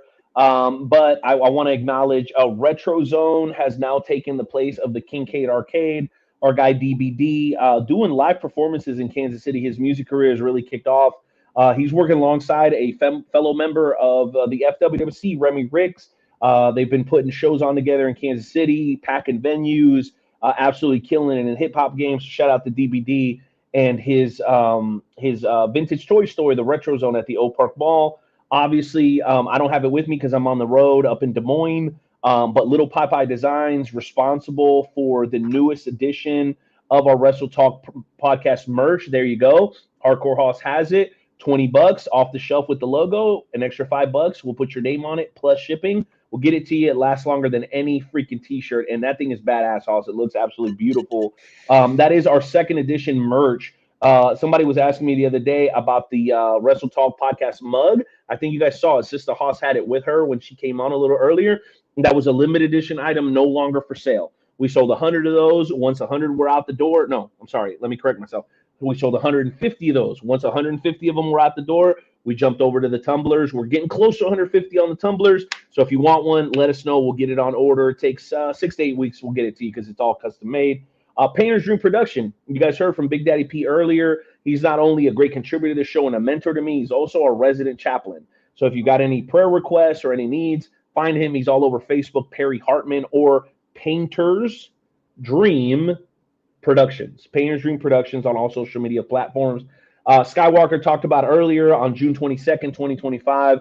We're going to be in the building. The Wrestle Talk podcast is reserving its own table. But by the way, I need to talk to you guys that are going to go there because I did go ahead and reserve a whole table for us. So we got to figure out how to take care of that for them and give our contribution and make sure that we're there to support the newest member of the St. Louis Pro Wrestling Hall of Fame year 2025, our very own Luke Skywalker Roberts. Also, you guys heard, I know he had to leave a few minutes ago, but Jeremy Karp, the whole I-70 Sports Media, Interstate 70 Sports Media enterprise, they're doing so much for the community, not only in wrestling, but all sports throughout the Midwest. I think the Midwest really lacks representation as an East Coast kid. I know that the big teams, you know, the coast teams always get talked about, but there's so much great sports going on in the Midwest. So shout out to both Patrick Mahomes and I-70 Sports Media for putting Midwest sports on the map. And then last but not least, the FWWC tonight, you've got two champions in the room with you right now. Got your hardcore champ, you've got your Warriors Heart champ, and I'll tell you what, I've never been prouder to be a founding member of the FWWC, the world's premier fantasy wrestling promotion. All of these are paid sponsors of the show. If you want to help and contribute to the Wrestle Talk podcast and make sure we stay on the air for at least another 499 episodes, you can become a sponsor or a fan sponsor. If you have a business, you can sponsor that way. We'll promote you. If you want to be a fan sponsor and just contribute, you're more than welcome to do that. Like our first ever one, Assist the Hawes. You can also send stars on social media, especially on Facebook. Real easy, 99 cents, $4.99, $9.99. You send stars. It helps us cover some of our expenses. And then, of course, if you're thinking about starting a show or a podcast, which we encourage you to do if you've got great content, we do have a StreamYard link. If you guys want to jump on, we can actually get you a discount for your first month, and it helps us save a little bit of money on our subscription as well. So a lot of different ways to support and back the Wrestle Talk podcast, but a mega huge shout out to all of our sponsors, both the businesses and the people that support the WTP. And then very true, Renee, very true. And like I said, to give you an idea, we do have one last thing to take care of, Renee, and I just want to go ahead and let you, as the executive producer, the man who signs the checks, the man who's in the corner office, I want you to go ahead and take just a second here. We didn't talk about it earlier on in the program, but talk about what is the schedule looking like going forward? Because I know a lot of our viewers have been asking, how are things going to roll out? We just want to kind of bring them up to speed as to what's going on. We've had a lot of questions on social media, so I figure since you are in the big chairs, you always have been, but now you have the big office. If you care to explain to the viewers just a little bit of that before we sign off here this evening. No problem, and I appreciate the gesture. I do want to say that with the big office comes big responsibility, long hours. I'm going to be working intentionally to grow our fan base, to grow our sponsorship base, and that's the same for Wrestle Talk and FWWC. FWWC is doing great, but we're a little bit in a silo. We need some new blood. I'm sure Gabriel and Haas would completely agree. Haas running the FED, Gabe as one of our top champions on the main roster. The only thing missing in the FWWC right now is more people. We have the structure, we have the leadership, we have mentors in place. We have beautiful custom-made championships, which, by the way, each one of the championships you saw here tonight, all custom-made. Susie's, John's, Gabe's, all custom-made championships. We've got brand new tag team championships as well. Shout out to my guy Ace. Just survived that hurricane down in Georgia. Love you, bro. Shout out to you and the lawman. I know it's been a rough go for you guys the last couple of weeks, but we're doing serious business. So that's the objective. The objective isn't just sitting back in the cushy office and enjoying all the free refreshments in the corner office. It also involves like taking this and making it essential in its industry. And I will close by saying this, at least on that topic. Everything that we're doing is kind of falling under an umbrella. The umbrella is now a company known as Essential Enterprises, and Essential will encapsulate the Wrestle Talk podcast. It'll encapsulate the FWWC and various other ventures. Even my stuff, the Night Owl review stuff, the Night Owl versus stuff that's starting to come out. Any of my content that you guys see will fall under that Essential Enterprise brand and bandana. I should say that brand and flag. So if you see that more regularly, just know that it's got the seal of approval of everybody here. If you see that Essential Enterprise logo, whether it be in our clothes or anywhere else, just know that the guys here have certified that thing. We've stamped that thing, and it is one of us, right? Because with AI these days, you don't know if you're getting a real person or if you're getting like a computer generated version of the person. If you see that Essential Enterprises logo, just know that it's coming off the backs of these guys, of the blood, sweat, and tears of the group that you're seeing here today, and everybody that's popped in tonight, right? Like all the contributors to the team as well. And ladies and gentlemen, just to let you know as well, the Wrestle Talk podcast will be returning in 2 weeks. We will be coming back on the air. We're going to have, we've already got a guest lined up. We're going to go ahead and we'll be sharing more information about that with you in the upcoming days. And I want to talk about that briefly too, Skywalker, because you did ask the question. I didn't expand well enough. So as far as the format, we are switching to a twice a month model for a lot of different reasons, and we're a little short on time. Maybe the guys can get into it next week. But really what it's going to do, it's going to allow us to properly prepare to provide you guys the best possible show. And that way, if we go 3 hours like we're doing tonight, we've got enough content. I mean, I'll be honest with you. There's so many things we haven't even covered. There's about 7 high spots questions that we never even got to.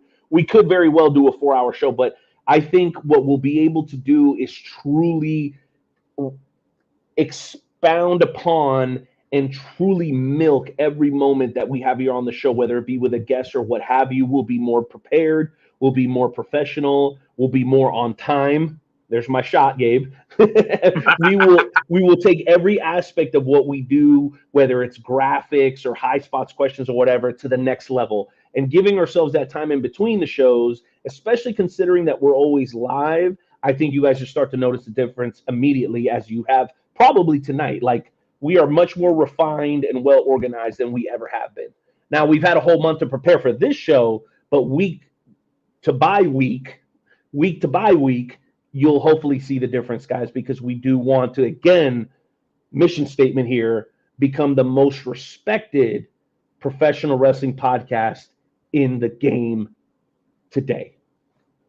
Very true, Night Owl. And with that, I think we're going to go ahead and call it a show for tonight. Ladies and gentlemen, episode 501 is in the books for Hardcore Hoss, Gabriel RC, and the Young Lion with the Old Soul. I am Luke Skywalker Roberts. You got the executive producer himself, the Night Owl, Renee Martinez.